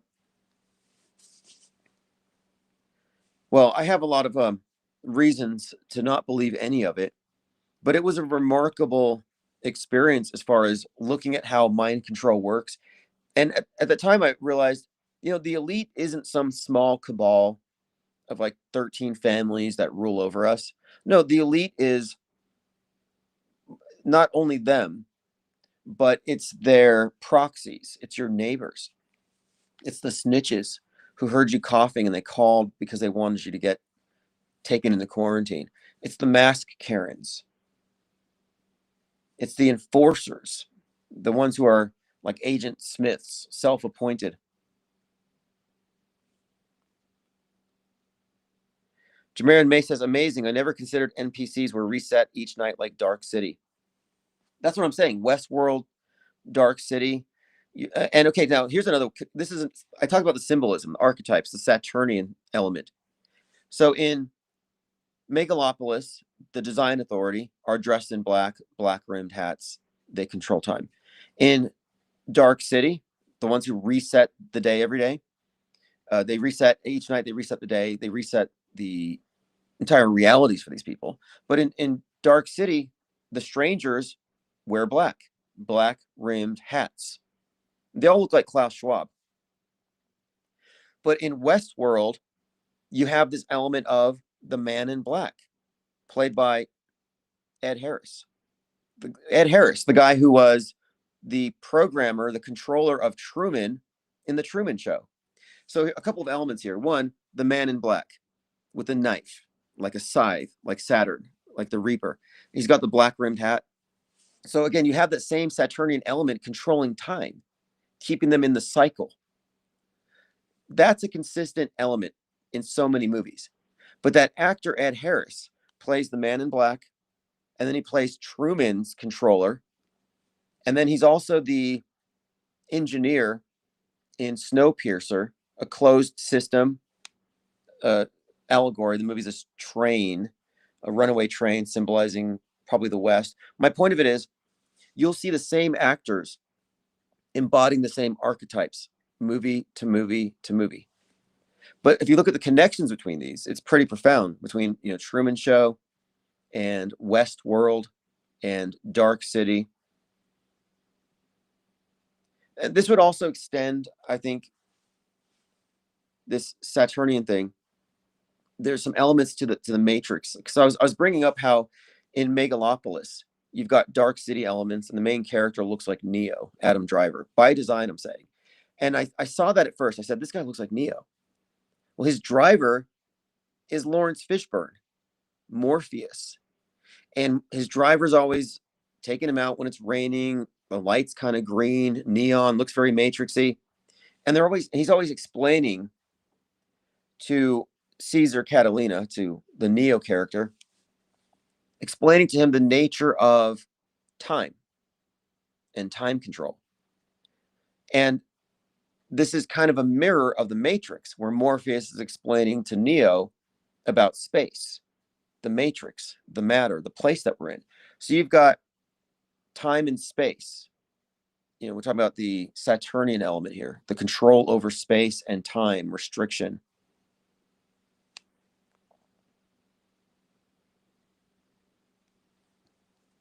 If you haven't seen They Cloned Tyrone, I kind of recommend it. It has some Dark City elements. They even have, what's the name? Keith Sutherland's in it, which cements the idea that they included some Dark City elements. All right, so we've been live here for 2 hours, 8 minutes. We got 75 people here. Those of you who wanted to talk via Discord, I'll make that available next time by tomorrow. I have to do something here with my settings because the audio wasn't playing for some reason. I don't know if that tab is me. I'll figure it out. I don't like to do tech support while we're live, but phones are open from now on. And the phone system we're using right now is somewhat rudimentary, but I'm going to pick up the 800 number that I used to have because that allows us to have a caller queue. So you can call in and listen on your phone until you're up next, which makes it possible to get back-to-back callers. Leo the Squib says, Keith Sutherland from 24, all about the race against time.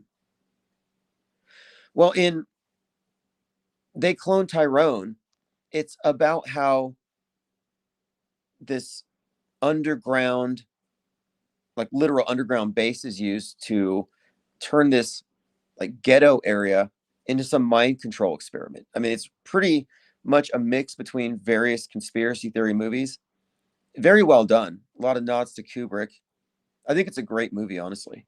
But It has Dark City elements. It has elements of Josie and the Pussycats, which is about this pop band who find out that the music companies, the like essentially all of their music is just mind control. And that's what this movie is about as well. Now in Megalopolis, the design authorities show up and they freeze time and they're doing some detonation downtown New York. And you see them freezing time, and you know the movie's kind of artfully done. The guy can stop time. It's kind of surreal. But what they're really saying here symbolically is that the powers that be control time. If you can plot a timeline and plan in advance 30 years prior to major historically significant events, you control time. The design authority controls time. That's what the power really is. It's like what, you know, it's Orwell, you know, talking about who controls the future, or who controls the past controls the future. We're talking about time control. So if they're controlling history by bending the news, then, you know, he said, who controls the past controls the future, who controls the present controls the past. That's what we're living in. Jamarin says, what about the film The Adjustment Bureau? I've heard about that. I need to look. I haven't followed up on it. I'm looking at the film Adjustment Bureau, a science fiction romantic thriller produced by George Nolfi. So I want to look at the premise. What we should do, I was expecting this. I was expecting to see suits and black rimmed hats. What we should do, because we talked about the Joker thing, the green hair, the class warfare stuff that's encoded into these events and movie characters. I think we need to do this with the Saturnian element that I'm describing. You know, the Man in Black, the Dark City stuff, but then also reference the actors and the various roles where they're essentially portraying the same thing. Because what does Ed Harris control in the Truman Show? Time. Everything, actually. Time and space. Truman is in a one-man matrix. And the controller of this matrix is Ed Harris, who again is the Man in Black terrorizing people in Westworld. And that has a whole other element to it as well. If you go into Westworld and the character Dolores, I found some connections I think are interesting between Dolores, Dorothy, Alice from Alice in Wonderland, as all various ways of representing Persephone, with the idea of the, whether it's Oz or the Wonderland or Westworld, these simulations that someone is trapped and put into, like Persephone going to Hades. But it's a reoccurring theme. But there's also some other element here that I found intriguing regarding Westworld and this main character Dolores, because the actress Evan Rachel Woods is the one who's, you know, fighting the Man in Black, and there's some interesting parallels between Dolores and the Man in Black and the actress and her ex-boyfriend Marilyn Manson, who has the same Man in Black archetype attached to him in so many ways. But if you've seen her documentary, the Phoenix Project thing, it's kind of a sort of a side rabbit trail, but not really. It's like her Westworld character is actually portraying something that supposedly happened in her real life. We had kind of unpacked that story, but it just led me to think that it was likely the case that her entire scandal mongering about Marilyn Manson was probably fake. And that's, again, it's kind of a side note here. I don't want to get too deep into this, but we will. We need to get into the Man in Black, the archetype, the design authority, the Dark City, Stranger Things, and then look at the commonalities. Because again, there's a political aspect to the Psy War, but then there's this subtext. And the subtext is what really draws a lot of people in. I was not even looking closely at any of these things. And then I saw the Truman Show. And what caught my eye was the significance of the dog star, Canis Majoris, falling down in front of Truman, causing him to wake up. And that kind of led me down this path where I realized, wait, some of this stuff in movies is so esoteric that it's clearly not targeting mainstream audiences. So at first I thought I was looking at Easter eggs. Oh, these are Easter eggs for nerds, for movie buffs. It's just not a serious thing. But then I started to note that the same actors would carry the same body of symbolism, movie to movie to movie. Like I mentioned, Ed Harris, but in this case, Jim Carrey. And if you look at that aspect of it, you'll see with many examples that these actors seem to have these roles that transcend any individual movie, and they often bring that role onto the world stage. Certainly true with Jim Carrey. But he's had a lot of movies where it seems like it's centered around the dog star, not just the Truman Show. Jamarin May says, yellow brick road of gold and more Anunnaki symbolism. I heard the Wizard of Oz was about the gold standard, that Oz is ounce, yellow brick road is gold, follow the yellow brick road. And the Tin Man, there's something in there. There's some allegory, but there's layers to it. And it's been used consistently for how long now? I mean, how long has this movie been part of our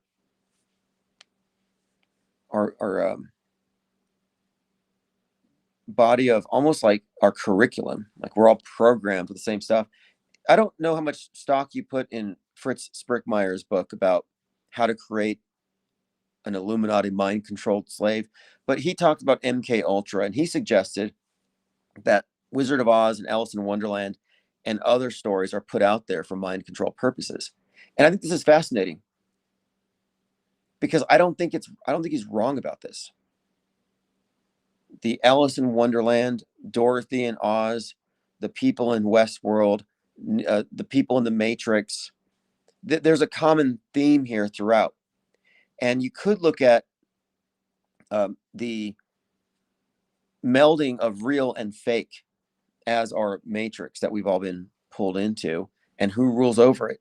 Well, the design authority, the Saturnian element. And I say Saturnian because it's a body of symbols that's very consistent.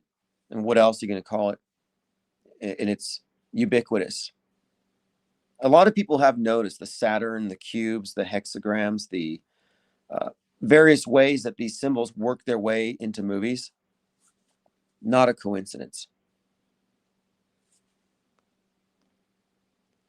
Leo the Squib says, Enter the Stars did an incredible deep dive on Oz. This week relates to Dr. Oz and the people falling in the Oval Office. Yeah, okay, now somebody mentioned, okay, well, first of all, Dr. Oz, yeah, Dr. Oz was there. Somebody was giving a speech about Ozempic, and somebody fell. So Dr. Oz, Ozempic, somebody fell. Trump was in the room. Then you have Dr. Oz's birth date, which might be significant, 6/11. 6/11 has a great deal of significance. If we start mapping out the numbers, it gets intriguing. 6/11 has been associated with the right wing for a long time. They all have this mantra about the spiritual wickedness in high places, snares of the devil. Again, right wing associated with satanic panic stuff. Trump was shot at 6/11.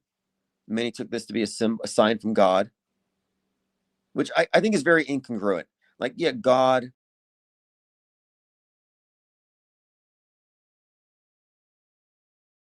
Infinite Plane Radio.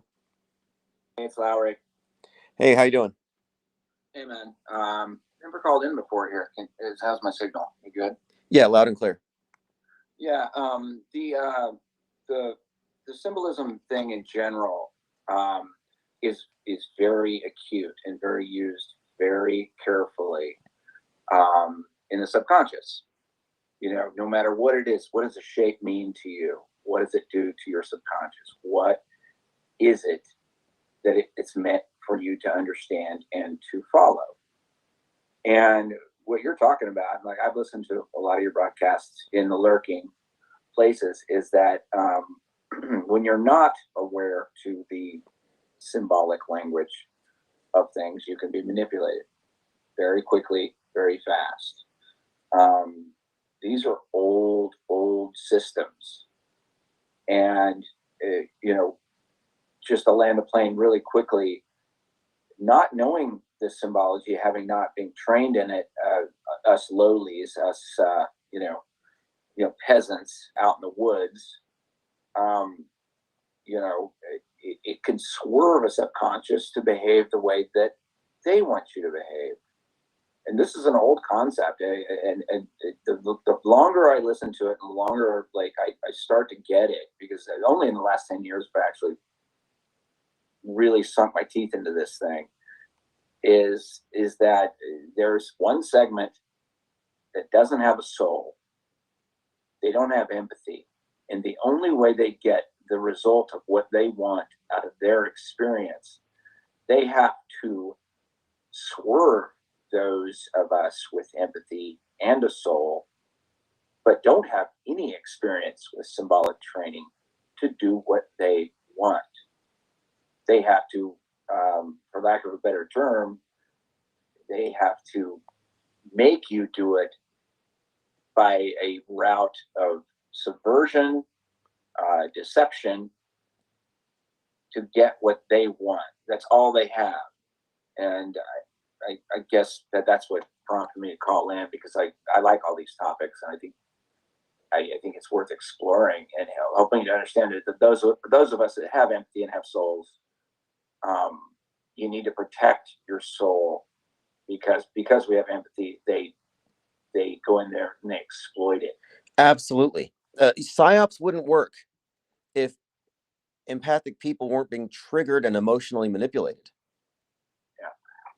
And very good points about the symbolism. I've been really immersing myself in the work of Carl Jung, and his contention is that the subconscious mind is communicated to with archetypes and symbols.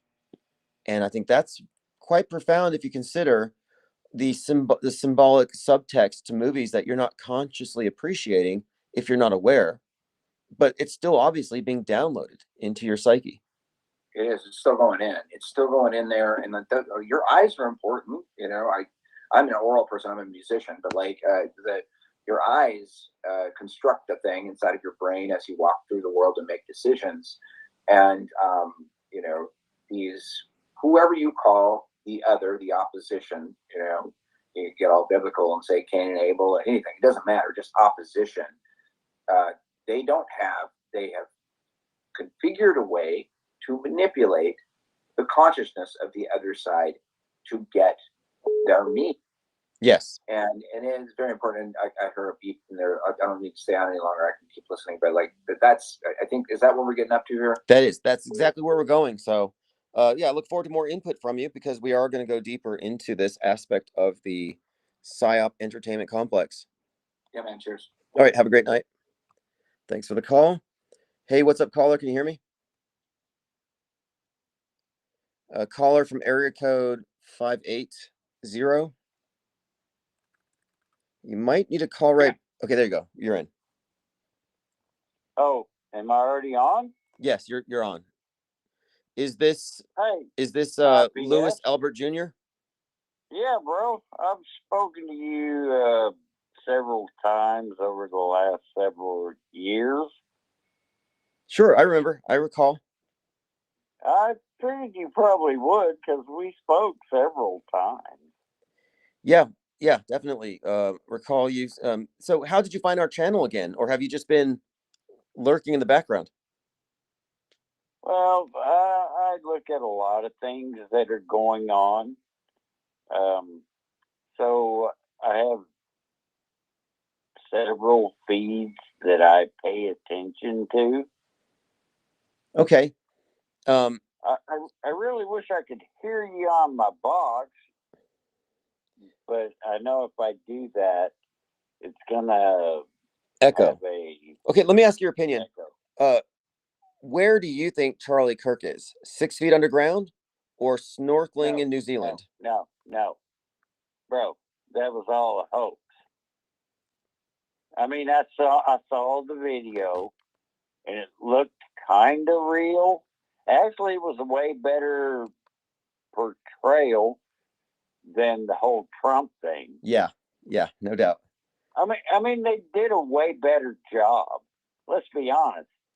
But when you really looked at it, Charlie Kirk, I mean, it's 311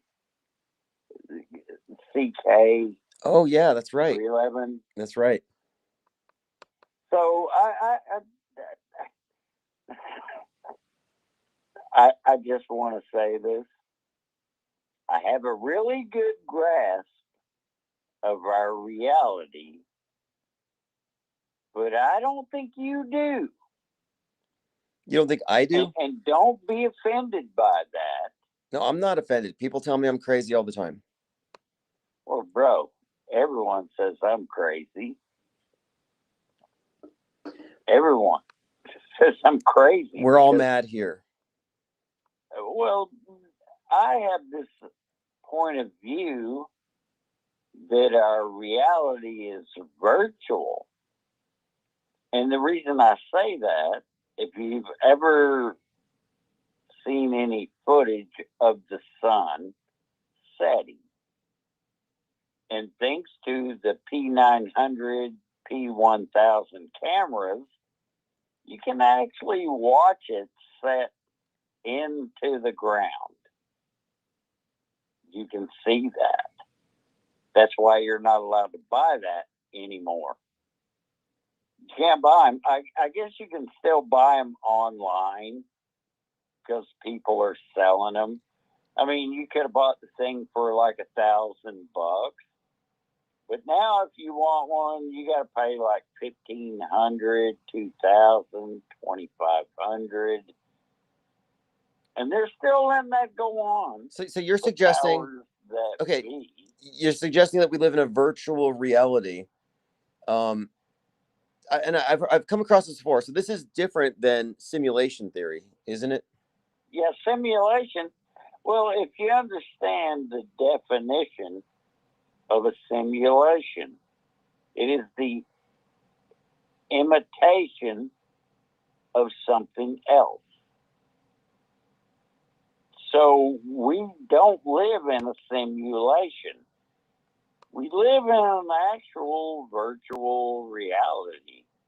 I don't really, because there really aren't words to describe what our reality is. That's the best definition I can come up with. Well, we might agree. It's a virtual reality. We might agree, but we have different terminology, because I happen to think that our earthly experience is just the bottom level of our being, but I think that we're transcendent. And I think that the higher aspects of ourself that isn't condensed into matter is pre-existing us in what we think of as the future, which isn't a static place that looks like where we are now, just aged a little bit. But the future, I don't think, exists as anything other than a field of information. So in a way, I kind of concur that what we are in is, in a perspective, you could say virtual reality, in the sense that it's not the whole picture and that we emanate from something actually higher. But you could use more science fiction nomenclature to maybe define these things, but we might not be that far off. Okay. So you kind of get it then, right? That we are spiritual beings. And I don't like to use the word trapped, because we're not trapped. Yeah, that's the difference. Okay, so the soul spirit duality thing, or the body spirit duality, is like we're spirits having a physical experience or trapped here. And I don't think it's a matter of being trapped. I think we're on I think that as we experience our lives as animals, We forget that we actually have a higher aspect. And I don't think they're separate. I think it's just on a continuum.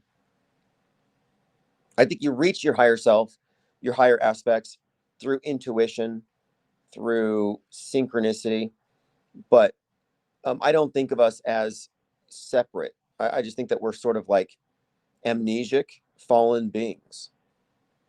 Well, I kind of look at it this way.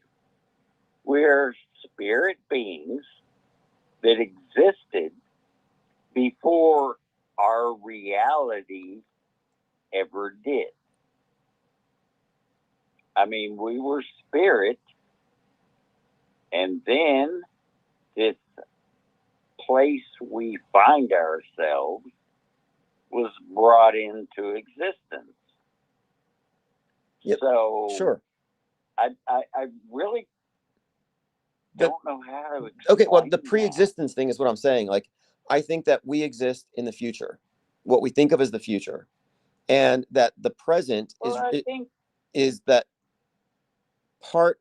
The present is when this light information field, when the realm of possibilities materializes, slows down. I think we are essentially condensed, but I don't think we're split off from that. I think there's a continuity, but that we are cut off of it. Perhaps it's I don't know why, but your explanation is we're in the future, we exist, and then some way, shape, or form we came back to this reality. I'm saying that we coexist in what you consider the spiritual, which is actually in the future, and that we are every second of our lived experience, we're condensing into the matter. But that when our physical receptacle, which is blind to our higher self, dies, I think we just go back to what you could consider the well, in other words, I don't think the universe exists until it's experienced, is what I'm kind of saying here. Okay, so just to be clear, I don't buy the whole universe thing. I don't buy that. What I accept as my reality is we have a creator, and we have a Christ, and we have a spirit. And there's three separate entities, and our creator, our Father, spoke this into existence, even though our spirit existed before our so-called reality. I see what you're saying. You know, and I don't think I disagree very much. I think there is something very interesting and profound about the idea of chaos, the void, and then the word, let there be light, speaking the program into existence. I think there's something likely true about that. So when I say that the universe doesn't exist until I think creation is a constant thing. I don't think creation is static. Like, I don't think the universe exists in the future as it looks right now, but I think it's always coming into being. And this is not a establishment friendly view. I don't think it's my own perspective, and I could be wrong. I would agree. The so-called powers that be, they don't want you to quite understand that that's what's going on. No, they have a character that they worship. And that character is not our creator. It's the one who's going to pretend to be our creator. The demiurge. I think there's something to this Gnostic idea of the demiurge, but the idea that there's a that this world system is built around this design that we're living in. I'm not saying it's a trap necessarily, but I don't know. The Gnostics had this really interesting idea about this place being created not by the monad, the creator of the universe, but rather some localized entity that has been tasked with farming us. I don't know. I mean, I'd hope to think that we can get the answers at some point. Well, that kind of seems like it's the, well, I don't know.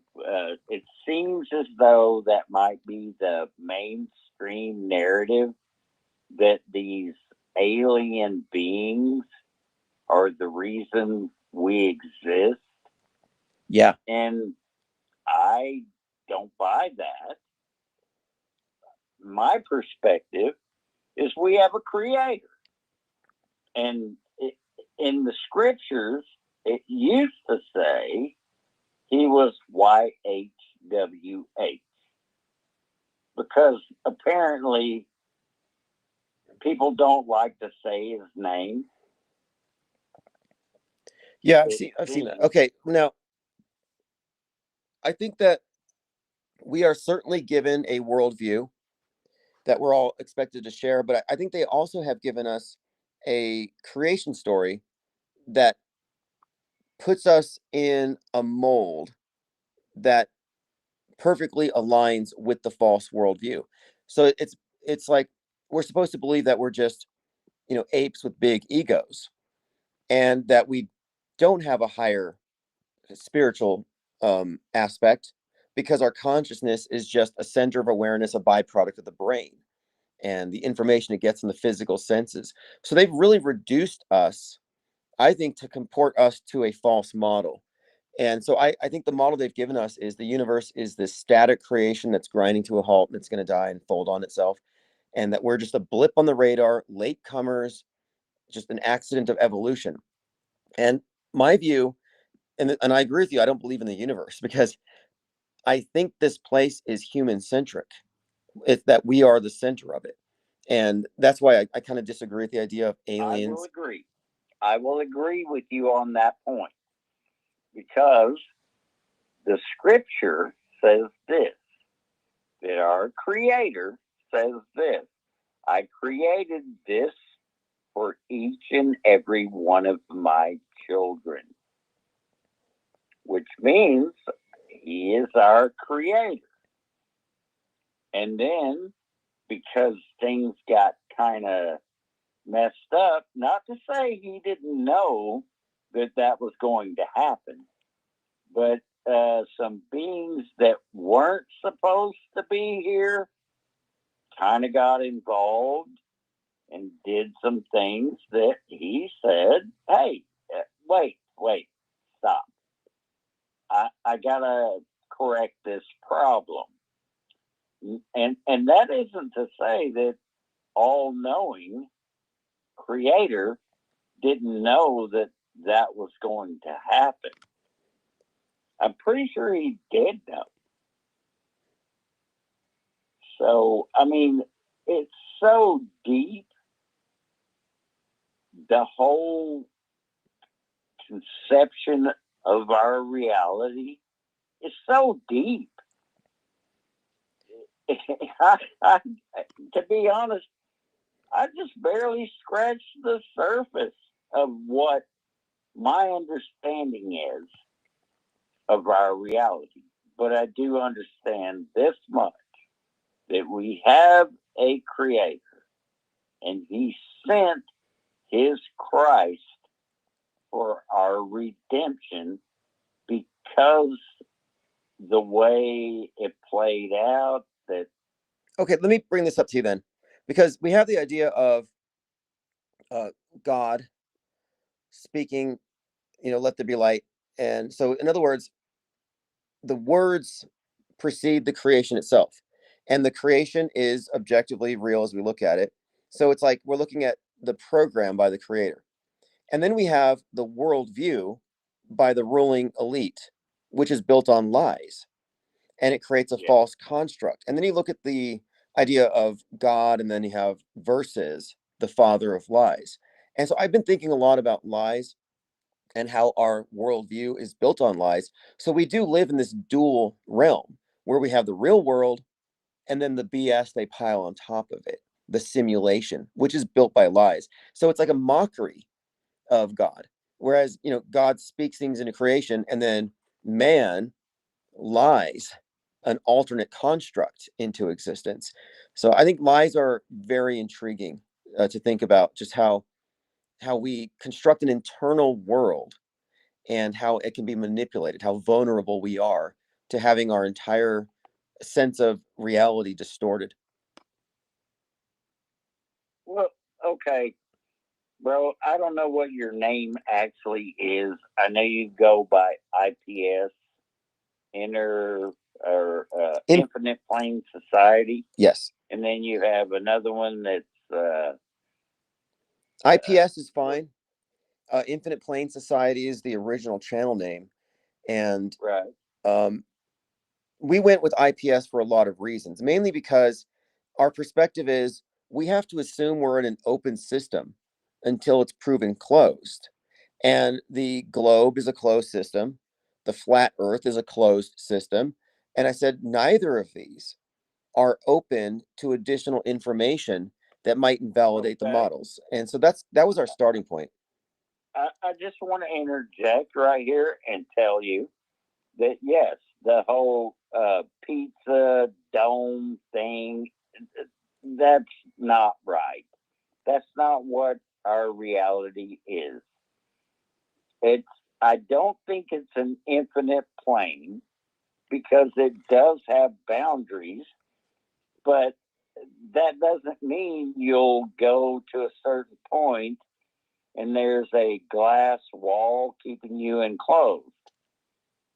Why do you think that even in our reality, we have this thing called the international dateline? So what that tells me is, yes, we are in a 24-hour-a-day system, but it's not an enclosed system. It's already been debunked.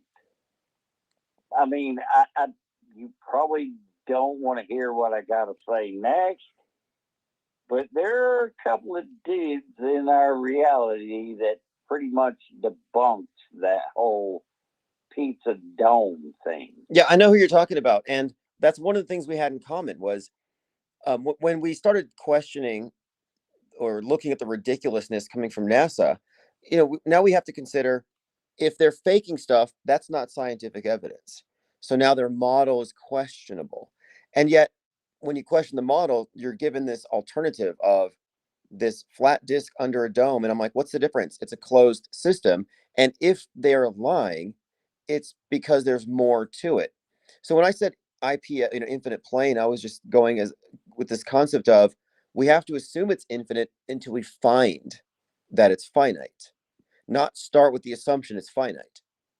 And that's just an approach in general, which, like our off-world stage perspective, we're not assuming that alt and mainstream has all of the information. We have to go outside of their boundaries. Yeah, I'll agree on that. Hey, well, I don't know what your name is. I guess I'll just call you IPS. Bro, why don't you do this? Because you have a channel and they have a channel. Why don't you reach out to Jason and Ronnie and have a discussion? I think that would be very interesting. They would actually talk to you. I think they would. I don't know. Yeah, I think we're on good terms. I mean, we've had a lot of conversations back and forth as this thing has evolved, and they've been very consistent in their rejection of the establishment friendly flat earth model as the only viable alternative to what NASA is promoting. And yeah, I'll have to speak with them and catch up. So if you know them, let them know that the IPS is looking for them. Okay. Well, I interact with them at least once a week, maybe twice. It just depends. You know, Ronnie kind of got banned. His Limitless channel got banned off the internet or off of YouTube. Well, recently they let him come back on. They gave him his channel back. They didn't give him all of his videos and all that, but they might have got the idea from me. Allowed him. They might have got the idea from me because one night, for no reason, and this happens to me sometimes, for no reason, in the middle of the night, I woke up and I decided I'm going to email YouTube's customer support and ask them to please give me back all of my banned channels just to see if they would do it. And strangely enough, I got my original IPS channel back from 2018 and all my other channels. And it was from sending them a letter. And I'm not sure if they got the idea from me, but apparently if you hit up YouTube's legal department with the Chat GPT written letter, they will give it back pretty much no question. It's kind of nice. I was not expecting it. I can tell you how Ronnie got his back. He used Chat GPT and spoke with this thing, and the Chat GPT told Ronnie how to file his grievance with YouTube, and then all of a sudden he got his channel back. Now he doesn't get any views whatsoever. I mean, he goes live and he might get 10, 12 at best. He gets like 12 people that tune in. But he did say that was how he was finally able to get his YouTube channel back, because ChatGPT told him how to file the grievance. A smart move. And it'll give you legalese. It will cite case law. It will have gravitas that you won't have if you're just typing in all caps angry letter, which was my usual approach before ChatGPT. Well, hey, this has been a great conversation. Lewis Albert Jr. or Albert Lewis Jr. I saw you in chat. I'm going to make sure I give you a wrench. Jerry Lewis Albert Jr. Okay. I will hand you a wrench. I have a few different YouTube feeds that I use because I tend to get banned when I go on like McToon, or I try to get involved with a lot of YouTube channels. And you really ought to look at some of McToon's videos, because he really made me look like an idiot. But I'll give it to Jason. He came on and said, man, McToon, dude, why did you do that? So McToon is not to be taken seriously. That our reality now is this is how we communicate with YouTube channels, Twitter, whatever they call it now. That's our reality now, that we communicate through social media. So I just try to get involved anytime I can. I happened to click on your video and I saw that I could call, and I was really surprised I was even able to speak with you. Well, I'm glad you got through. Cool. I'm glad you got through, and definitely come back, read the comments. I'm sure people will be commenting on the callers, and I'll reach out to Ronnie and Johnny. I think I have them on Zoom or something. I'll see if I can get a conversation going. Maybe we have some points of agreement, and I'd like to hear their thoughts on the latest spate of fake events and psyops. Oh yeah, the whole Charlie Kirk thing, man. I'm glad you're on the right side on that one. They did do a better job with Charlie than they did with Trump. Oh yeah. I mean, the whole Trump thing, come on. It was very obvious. Charlie kind of looked real. I mean, it kind of did, but the first time I actually saw it, I was like, yeah, that's fake. That's not real. Charlie's in Valhalla. Yeah, he's in Valhalla snorkeling. Yeah. All right. Well, hey, thank you for the call, and have a great evening. Appreciate it. All right, bro. Take care of yourself, man. Yeah, likewise. All right, excellent. We will definitely get in touch. So yeah, Ronnie and Johnny aren't simulation people. They are virtual reality, which is different. And I think that you can use different paradigms to explain the same thing. You can use science fiction terminology. You can use uh, mystic terminology. There's so many different ways to approach these things. And I'm at the point where I'm a seeker. I want to know, and I'm always trying to just work with the best model to explain what we're experiencing. And I am more or less convinced that we are transcendent beings who are concurrently experiencing incarnation, but that the part of ourself that is not filtered through the body is still there. It's just out of touch, except at certain times, certain moments where you have flashes of insight, intuition, precognition, because that would be the part of one that is not constrained by time space and would have a knowledge base consisting of much more than what your senses can bring to you. And I say this just based on my own experiences with precognition and where I couldn't possibly have known this stuff. So how did I know it? Well, because when you say I, you kind of have to expand what I is. Is I the byproduct of your physical body, your brain, and your lived experiences and your instincts? Or is there a greater field of awareness that we experience from a very limited perspective? Jamarin says, I was intrigued by the Oz discussion earlier. Yeah, someone said that Dr. Oz's daughter collapsed as well. What's going on with that? And I think it's very significant that Wizard of Oz or Wicked ends with an EMP. I'm going to watch part 2. I'm trying to justify it. Do I want to go watch Wicked Part 2 in a theater?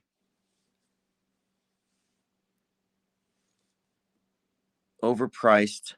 Although there's some nice theaters here. There's somewhere, like one of the ones, it's called Flicks, where you have like a table, like you're at a restaurant. And the way they space these, as far as the seating arrangements, you don't really see anybody else. It's kind of semi-private.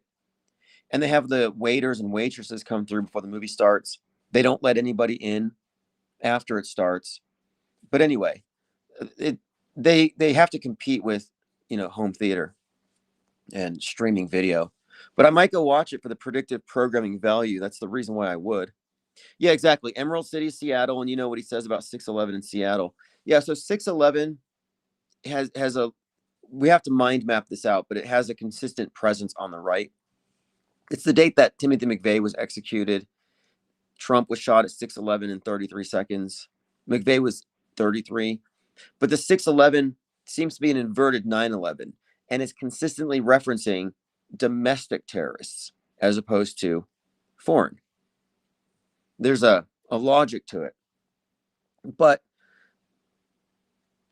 Jurassic Liars has consistently associated that date with the destruction of Seattle, where, I mean, I've seen 11/3 consistently associated, so much so that in 2019, as we approached November the 3rd, we had said, looking at this body of predictive content, Seattle's going to be ground zero. We thought it was going to get nuked because ground zero, Seattle, 11/3. It didn't happen. And then wait, maybe it's going to be 3/11, ground zero, Seattle. Well, what happened the following 3/11? Just a few months later, ground zero, Seattle, pandemic. So it was still kind of similar. And what we were looking at here, of course, was the Space Needle as being the target of this event. So now the Space Needle wasn't necessarily the center of the pandemic narrative, but the needle thing might have some symbolic correlation here. But regardless, we had made an accurate extrapolation based on predictive programming back then. That was the whole point of this thought experiment. Let's see if the Space Needle gets it on 11/3, if Seattle's ground zero. And again, Seattle was ground zero on 3/11. Weirdly enough, there were 3,000 of us on the live stream watching CCTV of the Space Needle in Seattle. While we were watching that, a Space Needle in Turkey spontaneously burst into flames.